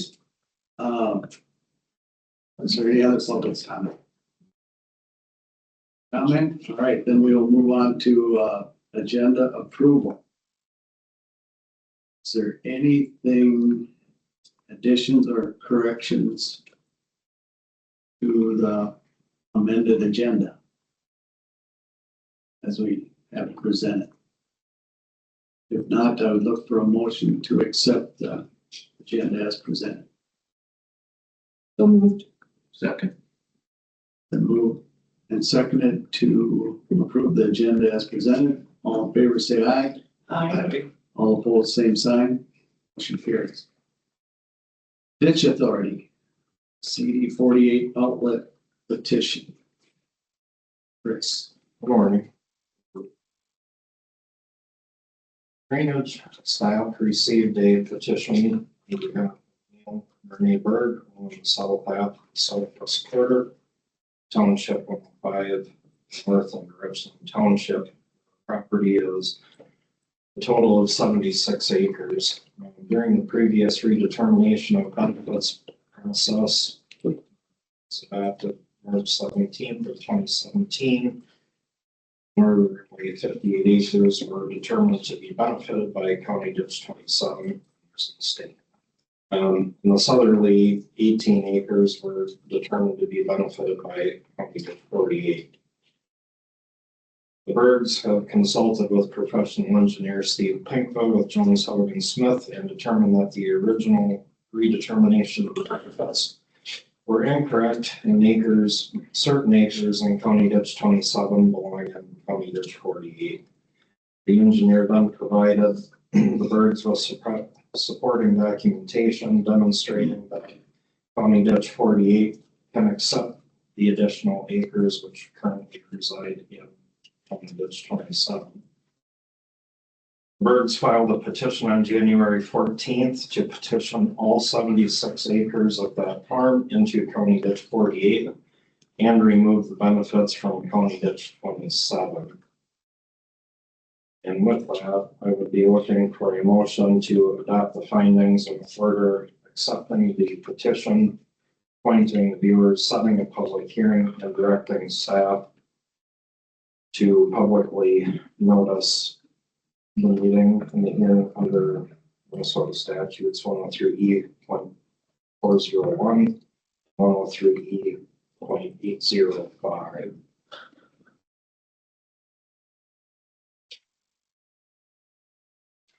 And for this one here, typically we do a series of action items, but with this being in the findings in order format, we can do it in one fell swoop.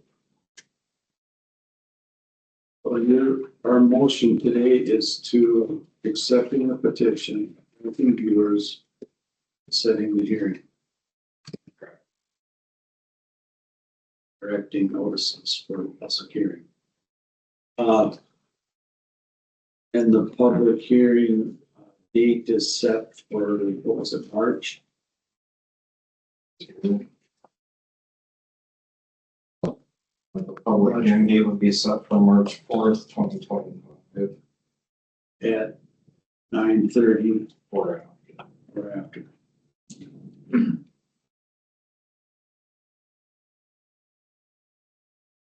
Okay, Chair, I would make the motion to accept the petition to appoint the viewers and to set the public hearing date for March 4th, 9:30 a.m. or after. And move this along and get this corrected. is there a second? There is a second by Krause.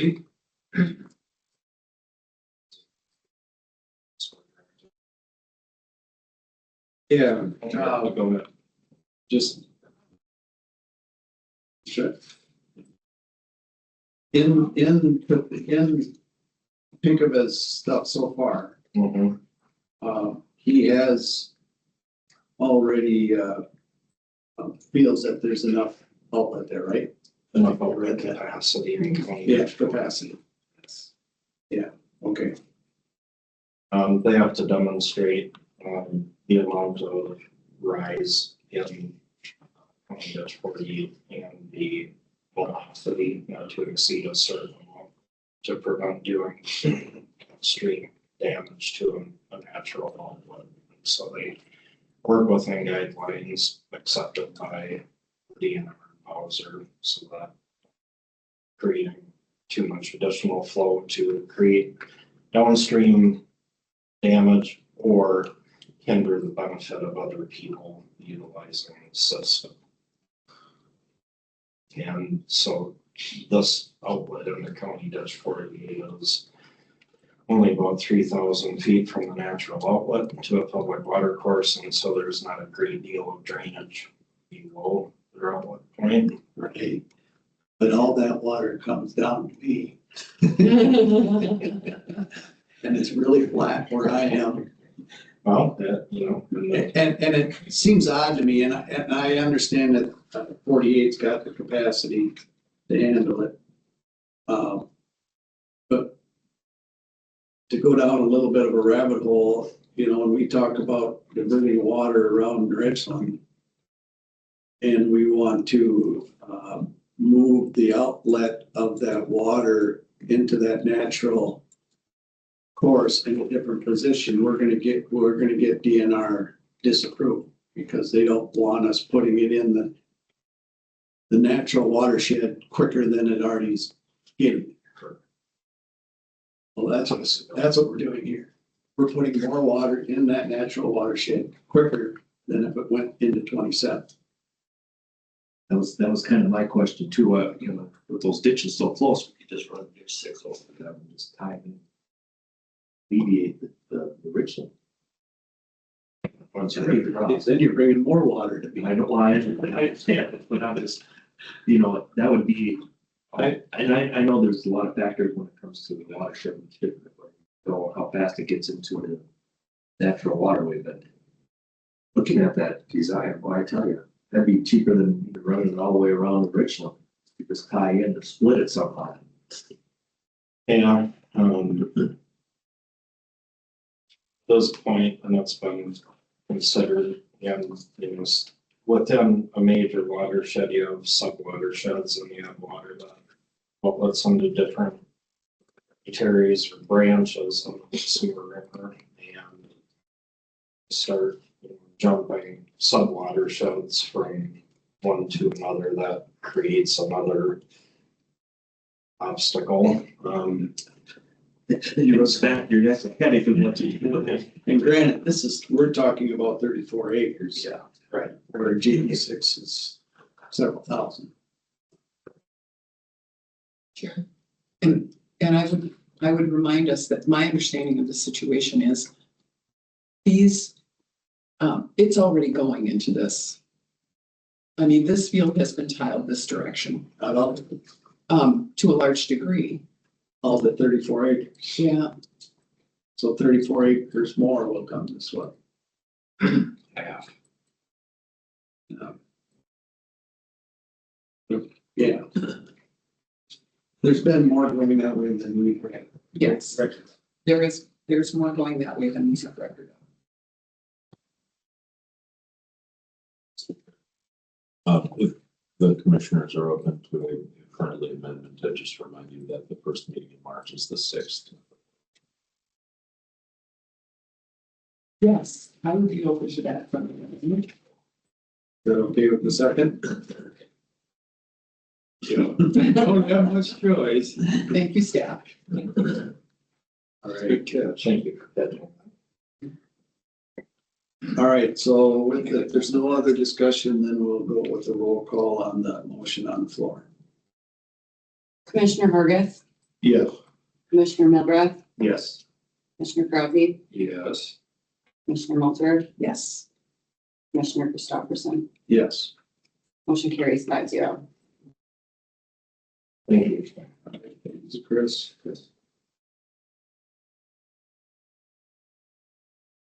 We'll move on to consent agenda. We have approval of bill, pay equity report, December 2024 monthly transfers, partial release of agricultural use zone restriction covenant for TES Farms, and a partial release exclusive agricultural use zone restrictive covenants for Sean Holmes and Todd Stenzel. Over as a slate. A second, or no, Brett. Moving second to approve the consent agenda as a slate. Is there any discussion? If not, all in favor say aye. Aye. All opposed, same sign. Motion carries. Action items. Emergency Management Performance Grant. Please. Great, it's Julie morning to everybody.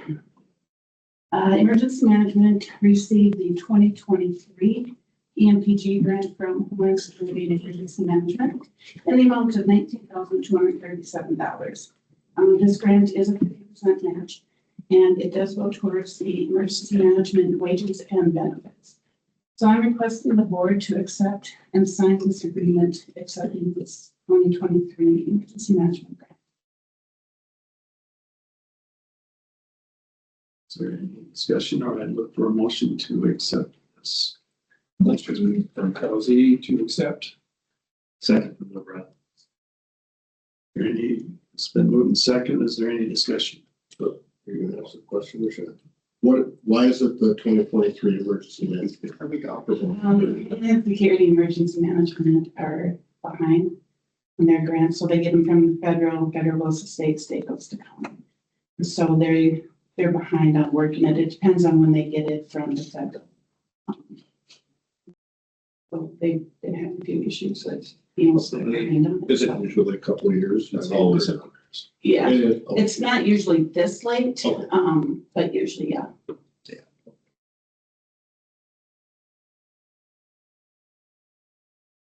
Effective date was 1.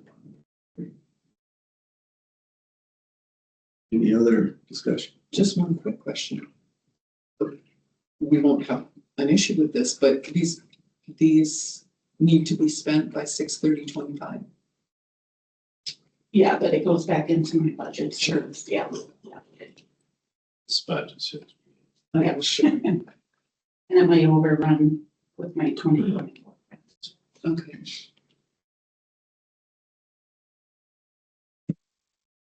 Else?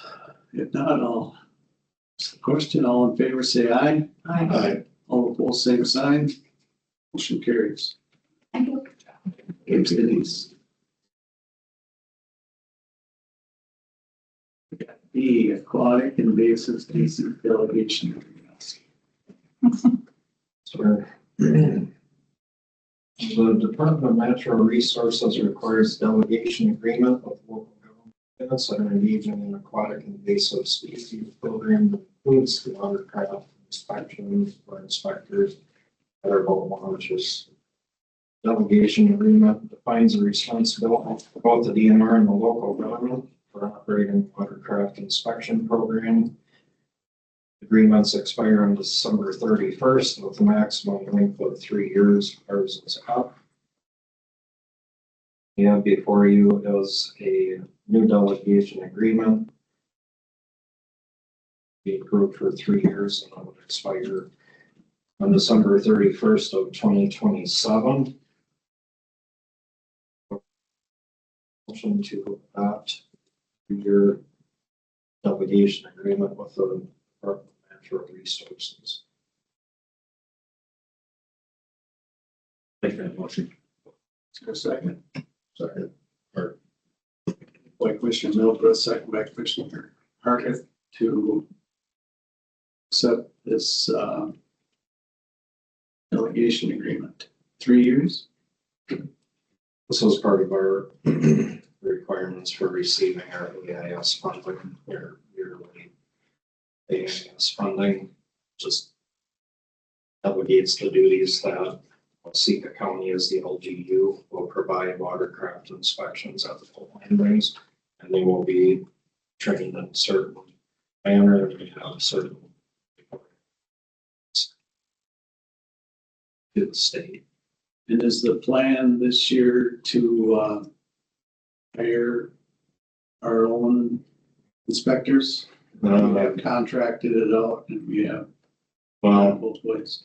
As of right now, the plan still is to hire a contractor service. Okay, Right. We do not feel that we can do it any more economical or do as good of a job as they're doing, with the staff that we have. that's the way we did it last year? What's that? That's the way we did it last year, the contract? Yes, we have been doing it with contractors for quite a few years. There has been a couple of different vendors that we've used over the years. We had some poor luck at one point.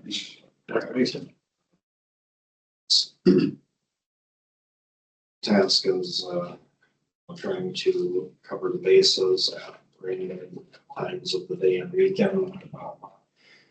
It's kind of like an exercise in herding cats at times, and we better, they have kind of a stable of staff that they can direct, rather than us trying to micromanage a few individuals to do that some task. Sure. So, they're fulfilling the data logging requirements for us, and so we're able to turn around and review that information and turn it into the DNR to pacify those requirements. And so there's some administrative relief on our behalf there too. So, I guess challenge that we have in it. So, gotta keep towards it.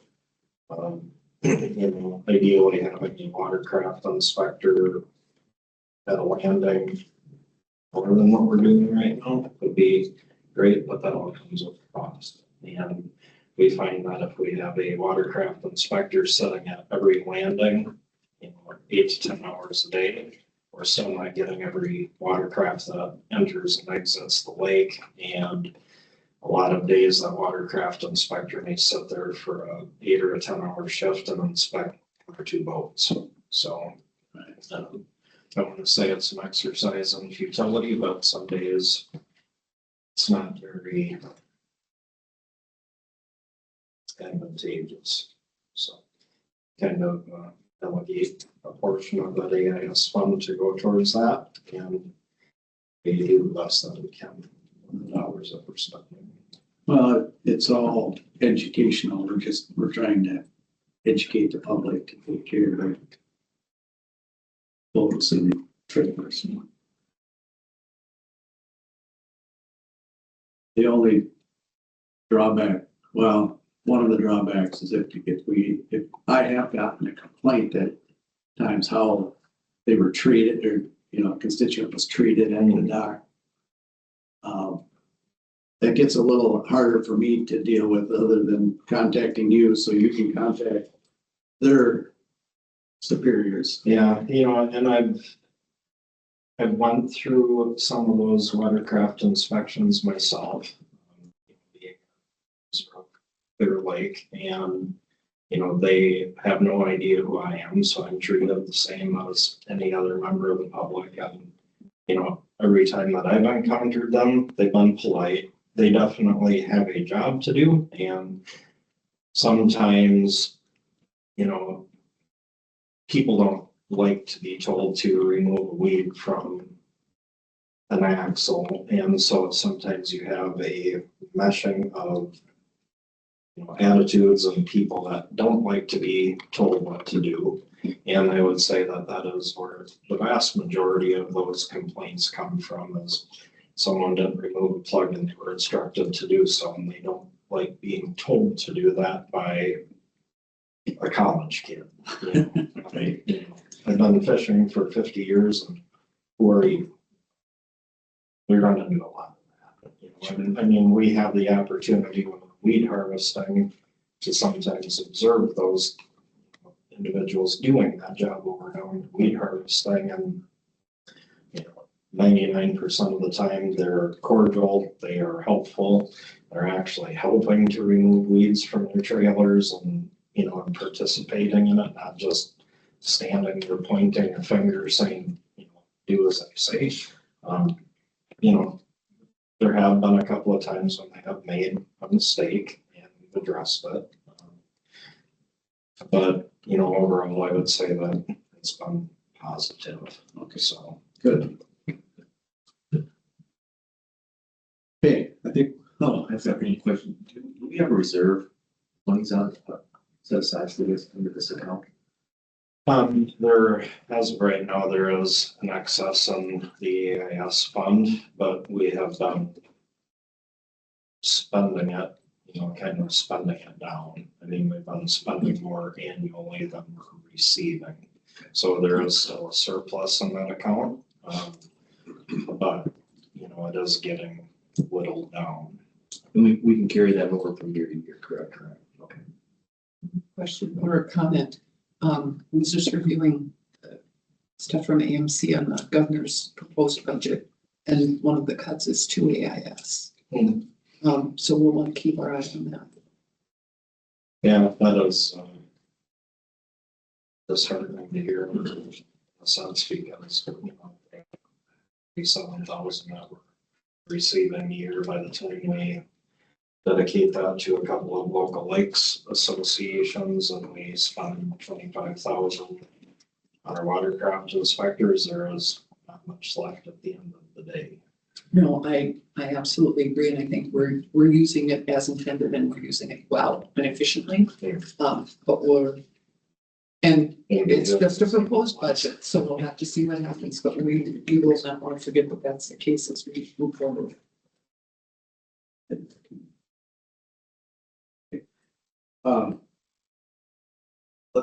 If there's no other comment, we will, ask the question.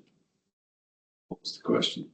To, accept the delegation agreement, 3-year delegation agreement. All in favor, say aye. Aye. All opposed, same sign. Motion carries. I got one more question for you, Nick. Huh? Is right. Okay. That's right. Yeah, they spelled both of it, so. Okay, we thought maybe Neil Bird was spelled wrong. We wanted to make sure that Neil was spelled correctly, but it is right. Okay, I believe so. I will check on it. make sure it's I-E instead of, yeah. How you spelled on the. It's I-E, not here. We will need that. Correct. Different, it's correct. It does not, no, don't go there. And don't go there. trying to go down the No, we're talking English, don't go there. We will check on that. Make sure it's correct on everything in the hearing. Okay. Thank you. Thank you. Yeah. I know, I love it. All right, we'll move on to resolution 2025-09, artificial intelligence policy. Good morning, Mr. Chair, Commissioners. So I do have a new personnel policy to bring to you, the artificial intelligence policy. This is to help provide some guidance to staff when they're using that resource, AI, or the AI resources that are out there and available to you. So this just provides guidance. If there's any questions, I would look for approval of resolution 2025-09, adopting the new artificial intelligence policy. I'd move it. There's a second. Second, technology. Seconded to accept the new artificial intelligence policy. How much is that being used within the county now? Good question. I don't know if I have the answer to that. I mean, And I guess I'd like to know what it's, some of the things it's being used for. Is it? So I met with public health staff, we'll use them as an example, that's most recent last week at their staff meeting, talking through generative AI, and that's really the term we're looking at when we're talking about artificial intelligence. We've been using artificial intelligence for years, whether you think you've ever not. Your cell phone, laptop, on everything else. Your spell check in a Word program, all of that is artificial intelligence. Really what we're talking about in this scheme, or what we're trying to address is the more recent proliferation of generative AI. So you think of a ChatGPT or some of those platforms that are creating data from a very small subset of prompts or information. The concern with a ChatGPT is lack of source material and lack of knowing where the data goes. So the cautionary tale to public entities, where it's a very powerful tool to upload information and say, okay, ChatGPT, take this information and create a narrative or a letter or an agenda or whatever it may be based upon the data therein. You don't know where that data is going. So there are other programs such as Perplexity, which will do the same, but it will cite everywhere the data came from. We'll say, I got this information from this published work on this website, or what have you. So even in the advocation or conversation with public health staff, I encourage you to use it, and I encourage you to use it cautiously, and then I encourage you to proof it, because there is nothing that comes out of ChatGPT that should not be proofed and then proofed again. But it can be a good resource to get the ball rolling on something maybe you've just reach a stumbling block on or don't know where to start, because there are infinite amounts of information and resources out there that it is really good at gathering, and here's a potential solution, but it's never 100% solution until you go through and refine. As an example, we've used it to craft some interview questions. For a very specific or niche industry, a lot of which county programs have. There's a lot of county FTEs that don't have a private sector equivalent out there. So it's like, okay, the program take maybe these 2 or 3 essential duties and functions of a job and create some interview questions surrounding those essential duties and functions. So to answer the question in a very long roundabout way, there's probably significantly more county employees that are utilizing it than we would think, but the scope and scale is going to be different. It's never going to replace the function of your job.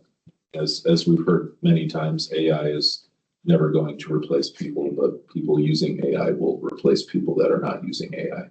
And that's just the reality of where we're at. It's a tool that we have to utilize.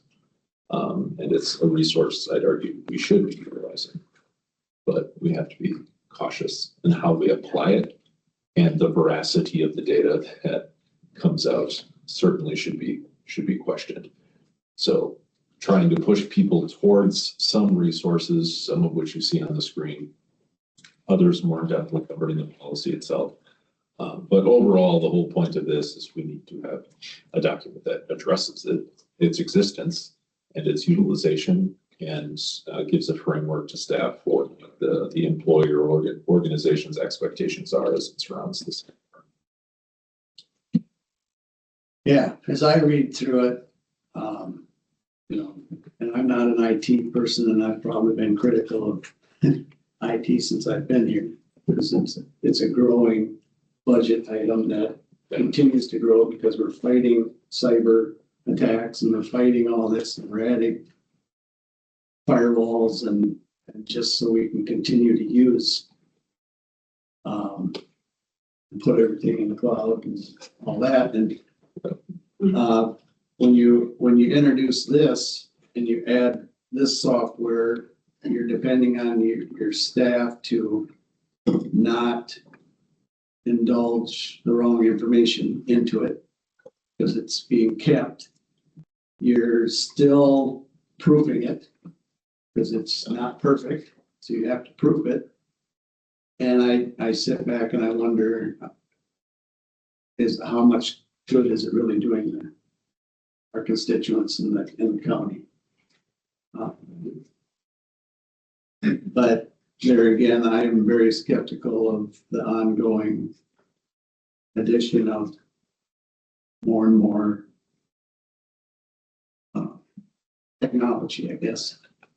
And is it really saving us, or is it adding more weight to making sure we're not, how long will it be before we accidentally put the wrong information into this and have a breach? And I think that's why we have to put this policy forward and try to get educate staff. I think that's very important that we kind of teach them data practices. They have to keep that in mind. And that was the scope of the conversation with public health, especially. It's like, you're not dragging and dropping some sort of case file information into this and saying, help me respond to this, or help me understand the data minus and something. But it's too extreme to say that we don't know everything about it, so we shouldn't use it at all, in my estimation. But should we be cautious? Yes. But AI is not a new thing, and that's where I keep going back to. It's been around for a very long time. It's just much more in our face right now because of some of these generative AI solutions or programs that have come up recently.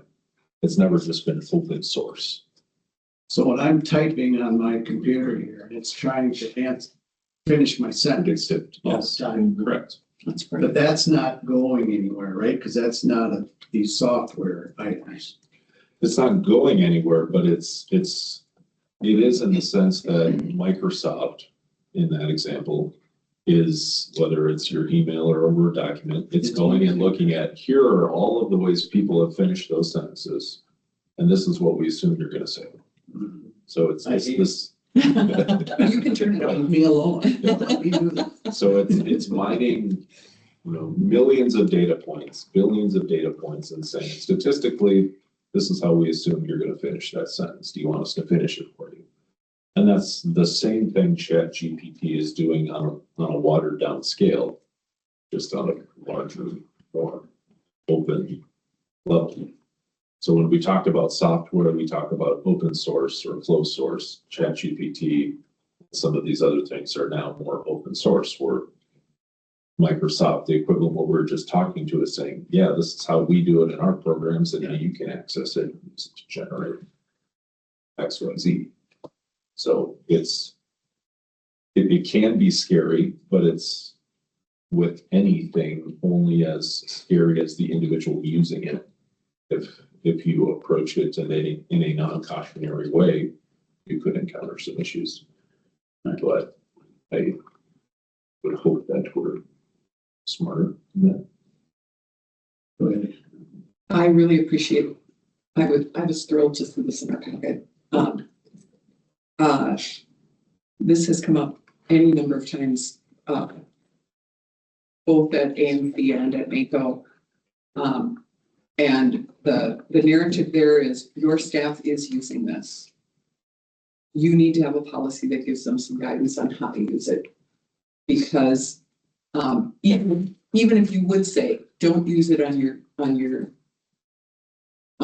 county equipment, they're gonna take out their phone and use it. You can do simple 3-page paper if you put the right prompts in 5 seconds. You can put the prompts in, it will do a paper. But you still gotta proof it. You still have to prove it. And you do, but I don't know what happens when you write. But when I write, it takes me X number of minutes per page to be thoughtful and organized and then reorganize it. And then I proof it and I proof it again anyway. So if you start with a product, and we do this all the time, we ask our staff, get us started, come up with a concept, and then we can refine it from there. This, and depending on what platform and how secure it is a great way to get you started. And then you can do whatever you want with it. But the point of this is, we know people are using it. It will continue to develop and be used more and more by people who have comfortability with it. And we want to make sure our staff has guidance as to how to do that and how to oversee that process, because it isn't 5 seconds and you're done. It is, if you're going to use this, these are the things you have to do to make sure that the end product meets the standard of Waseca County. And so this is a great start to that. And I really appreciate the time and effort into this. And we're going to keep learning because it's going to keep changing. Oh, I got turned down on talk to Carla about this. She said, you gotta embrace it. It's not going away. It is not. No. Go ahead. It's a great policy and I like for staff, because at some point somebody would abuse it.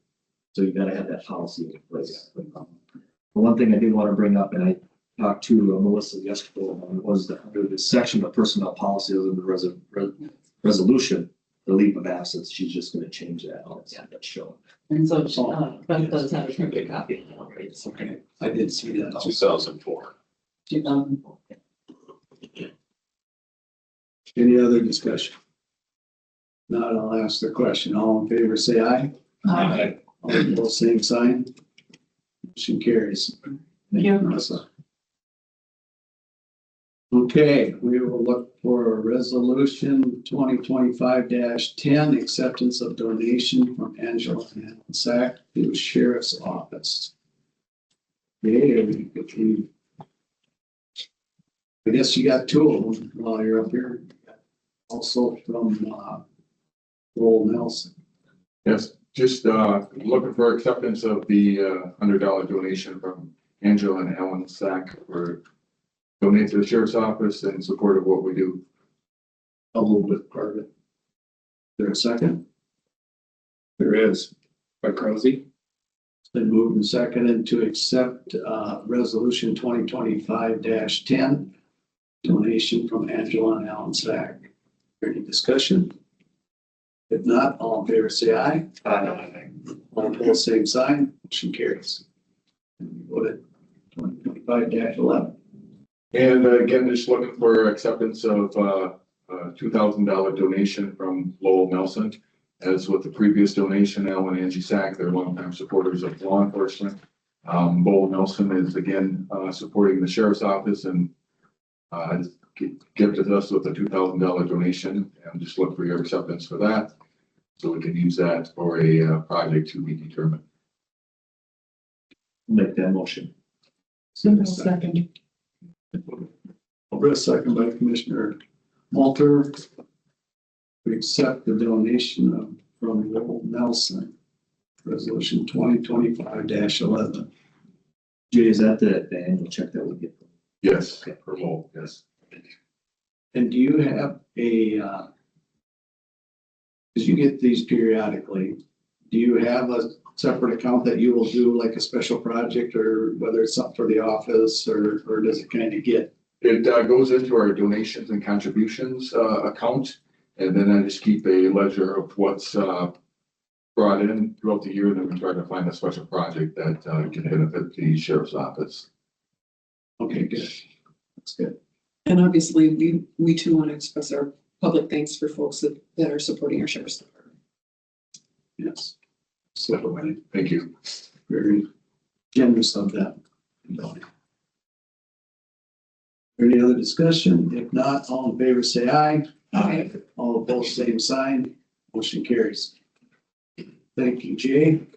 Thank you, Angela, and Alan Sachs, and Lowell Nelson. All right, we'll move on to administration. Administrator update. Thanks, Mr. Chair. Numbers, I'll go with the end of my list first and come back to the we have the meeting and tour of the Bethlehem Inn facility at 11 o'clock prior to any lunch. So in case we've forgotten that over the last couple of weeks, I know I did initially.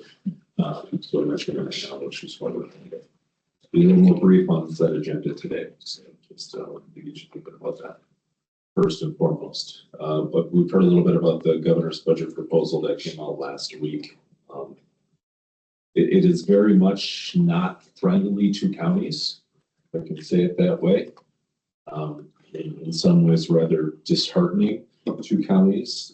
They're proliferating this methodology of fund shifting. In lieu of taxes being created, we're just going to gut other programs that we've done and shift the dollars to other programs we want. That's a very roundabout way of summarizing that preliminary budget proposal from the governor's office. Governor's staff were a little nervous about it as well in conversations with AMC as they started getting several phone calls very quickly. When that came out, we mentioned AIS. We're actually a very small player in the AIS game. There are counties our size and less than our size that have significantly more AIS funding because of how that formula works. But again, it's not looking at AIS, it's looking at here's a $10 million program that we can kind of have and shift $5 million to this. You heard the governor make the statement that he wants to reduce the sales tax, which is a large number, and this is part of how he gets to that equation. So again, it's fund shifting. It's the bigger blow, and repairing else is also involved in that conversation as well too. The bigger blow is gutting the cannabis aid, which really feels like a broken promise situation. As we did a lot of the work, AMC did a lot of this work on securing that last year, and a year down the road, we're looking at gutting that aid proposal already, which would be caused quite a bit of an uproar, and already has caused quite a bit of an uproar just in conversation. I don't think a lot of those will end up happening. But it's more so creating the narrative and expectation that nothing is sacred counties in terms of these funding formulas. CPA has not been mentioned in the conversation. That number hasn't changed, but it's hard for us to think that we're going to get additional measures in place for inflationary protection, et cetera, which was not considered. For CPA, we're already targeting a bunch of county funding. And there's a significant amount from the health and human services side as well too, especially around the disability waivers, like huge implications for some of the disability waiver narratives to the tune of many millions of dollars. So what does that mean? It means right now where a lot of our staff perform functions, we'll use caddy waiver as an example. Right now that maybe offset 50 to 75% of wages, that would no longer be offset 50 to 75% of wages, and some of those, the funding for those programs themselves could go away as well. So very large implications, not just for the county funding, but individuals seeking those services as well, potentially. So it's already caused quite a bit of an uproar for the governor's staff. So as I mentioned, I don't think most, if not all of those things are going to move forward because there's still hundreds of millions of dollars that are unallocated in that budget proposal as well too. Just like placeholders for $300 million that aren't earmarked for anything. It's just, it's a little bit of saber rattling that's happening right now. But all that to say that it was not a very county friendly proposal. So that'll be a lot of what the legislative delegates are hearing about next month when those visits are happening at the Capitol. So we're working to set that up, and I would just mention as well, if you have other priority list items to send my way, please do so. A couple at our last meeting, Commissioner Hargett gave me a list of some of what was heard last week at the event at the Capitol, so thank you for that. But if you have other items, but this one is quickly going to steal the show or steal the narrative as a whole. And we'll see another draft or two, I'm sure, before that. So it may be a little point, but as of right now, it's certainly what I'm talking about. You know, we know that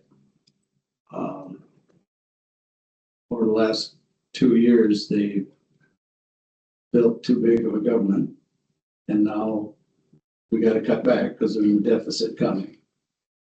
And so we know cuts are going to have to be made, but we got to somehow, it shouldn't come at the expense of us. It shouldn't come at the expense of the county. So as these cuts are being made, and everybody knows this, I'm just regurgitating it, that it can't be mandated back to the county. You're going to lift the funding, then lift the mandating also. It's the narrative we got to just continue to pound.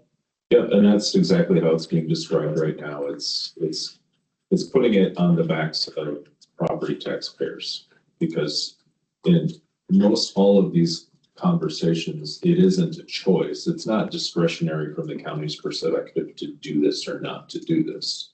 As you just said, these are mandated program areas in statute, in law, that we will provide, but there is not funding coming alongside. You know, we've always been underfunded as it comes to mandates, but it's significant. And they haven't even implemented all the increases yet from the last 2 sessions, like this. At same time and African American Act is what I was thinking of. They aren't even enacted yet, and they're starting to cut funding. That was already going to cost us too much. So yeah, I think we got to all make our presence. Yeah, and you're going to hear a lot about, maybe not so much the SST, but paid family leave 2026. You're going to hear a lot about the case interpretation for the African American Act. screaming about some of those things. The cannabis one is the one that just sticks out as especially egregious because it was built on the promise that we're going to include you in this tax formula. And now they're just simply removing counties out of that formula altogether and shifting it back to the state's general fund.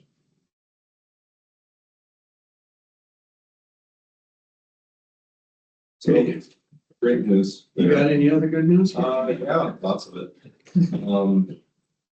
Placeholder, and tell me if there's a bad reaction to this one, but next Monday is what we're trying to schedule with township clerks to get together on local board of appeal and equalization training. As we went through the calendar, it's like, okay, it's going to conflict with something, no matter what day we end on. It looks like it's probably we're chatting and just kind of quickly to look at some of the talking points to walk through and get your suggestion as you see fit. But on the screen, just kind of going through what does the assessor office do currently? What are all the statutory obligations? What does the law say we must do, and how do we interpret it, and how do we apply it in a way that meaningfully affects your property?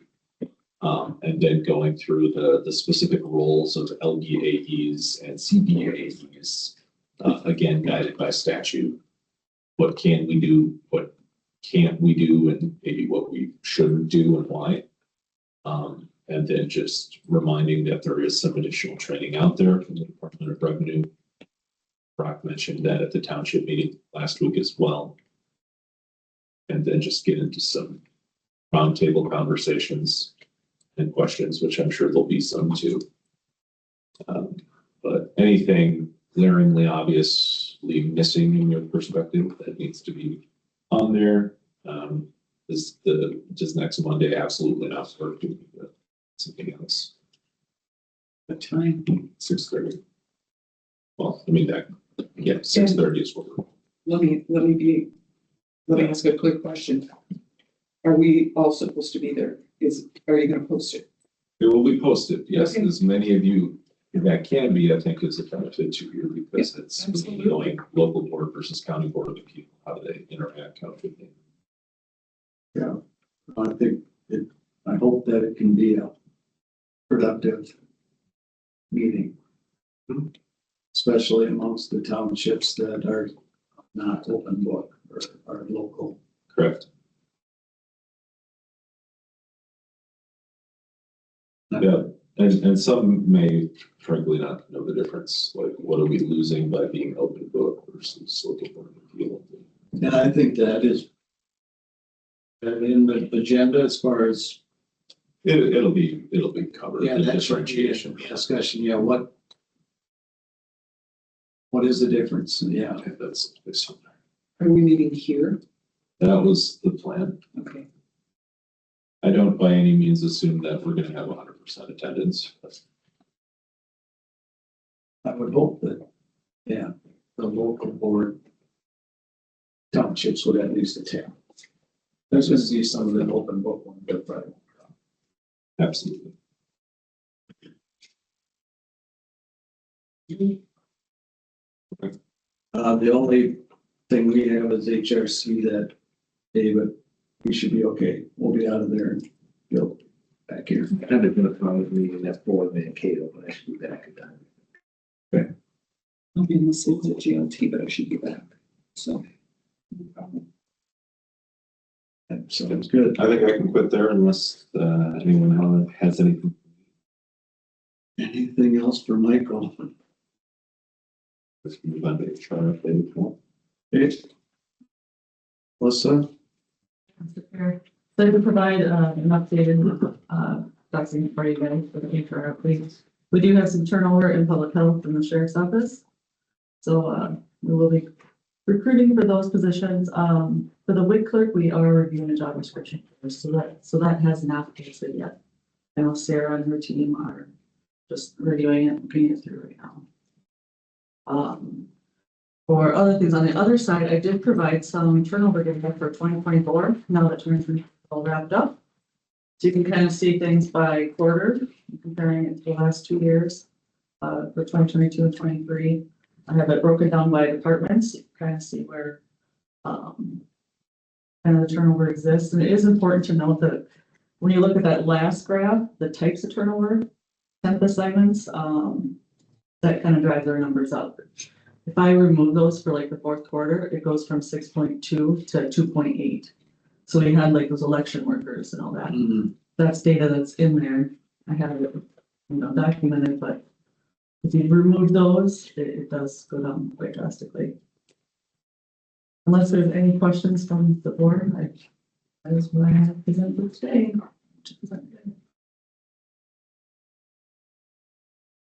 What was the total years of Kate Burns? And what she took over? What's one? Kate Kate? Burns, yeah, what was her total years of the? Well, I mean, I know it's in between the 12 and the 22, if you will. Yeah, I can't remember. Yeah. Typically. It'd have to be before 20. Not sure. So this resignation in public health. That is that a 1.0 or is that a 0.8? And it's a 0.6. 0.6. That's that WIC clerk that supports the WIC coordinator. Yeah. Okay. Any other questions for Melissa? Thank you. What else? We don't have Tina here. Do you have anything for her, Michael? Community development update? No, the only thing I'd really mention again is, we're just waiting for that environmental review from SHPO with the state. That's the literal final step. Get that full approval from the federal EA for our workforce development center. So as soon as we're able to get that historic preservation office sign off, that says there's Nothing historical at the historical. historical registry. Yeah. Okay. We'll keep moving forward on that, and we'll very quickly move into bid package procurement. We already have the full plans ready to go. We're not requesting any of the engineering and architectural design in the grant itself. It's purely construction, so it really simplified the process for us. Just jump into it immediately as soon as we get that last review. So in perfect scenario, would you say that could be starting to be built out in 6 months? Yeah, we're still saying that by the end of 2025, we want to be up and running.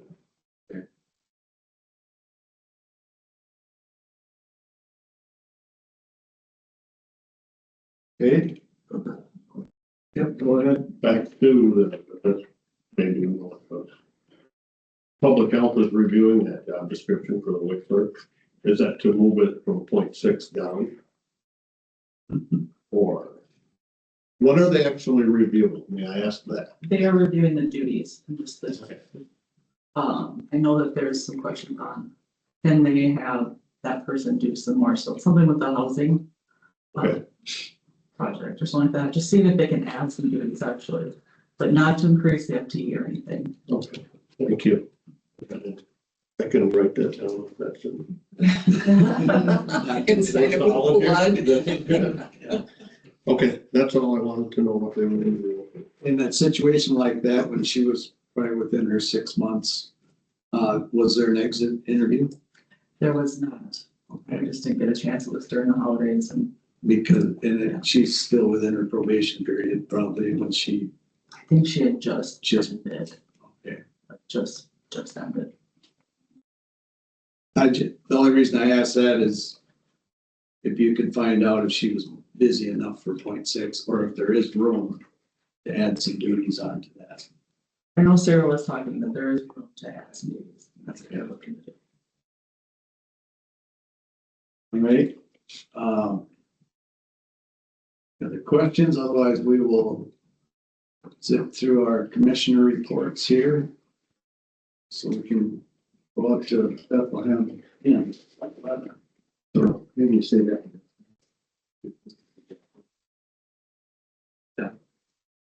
And that's fine with me. You guys are fine with that. I didn't have a whole lot the past 2 weeks, so I can say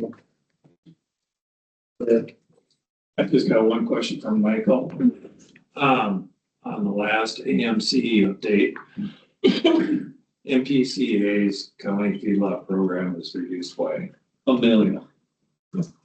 So, and that aligns with the 23 one-time increase. So it's one-time increase for 2025 or 24-25. So that drops off by $1 million, goes back to $1 million. Does that affect any of land and water resources dollars coming back to them? Yeah, I mean, potentially, I'll say potentially, because nothing is solidified at this point, probably something like $40,000 right now, feedlot, plus or minus $3. Yeah. And actually, when that first increase was originally suggested, we were scratching our head wondering how we were going to be able to use it all. There's only so many inspections you can do. Chris started getting involved in that a little bit more so we can be more creative on not having to leave this one on the table. But that'll always be the plan. That one isn't hugely impactful though. We could bring this back. I didn't mention STS either though, but that's one that was completely stripped. Pulled all, right now it's 75-25 if you recall, they just pulled it.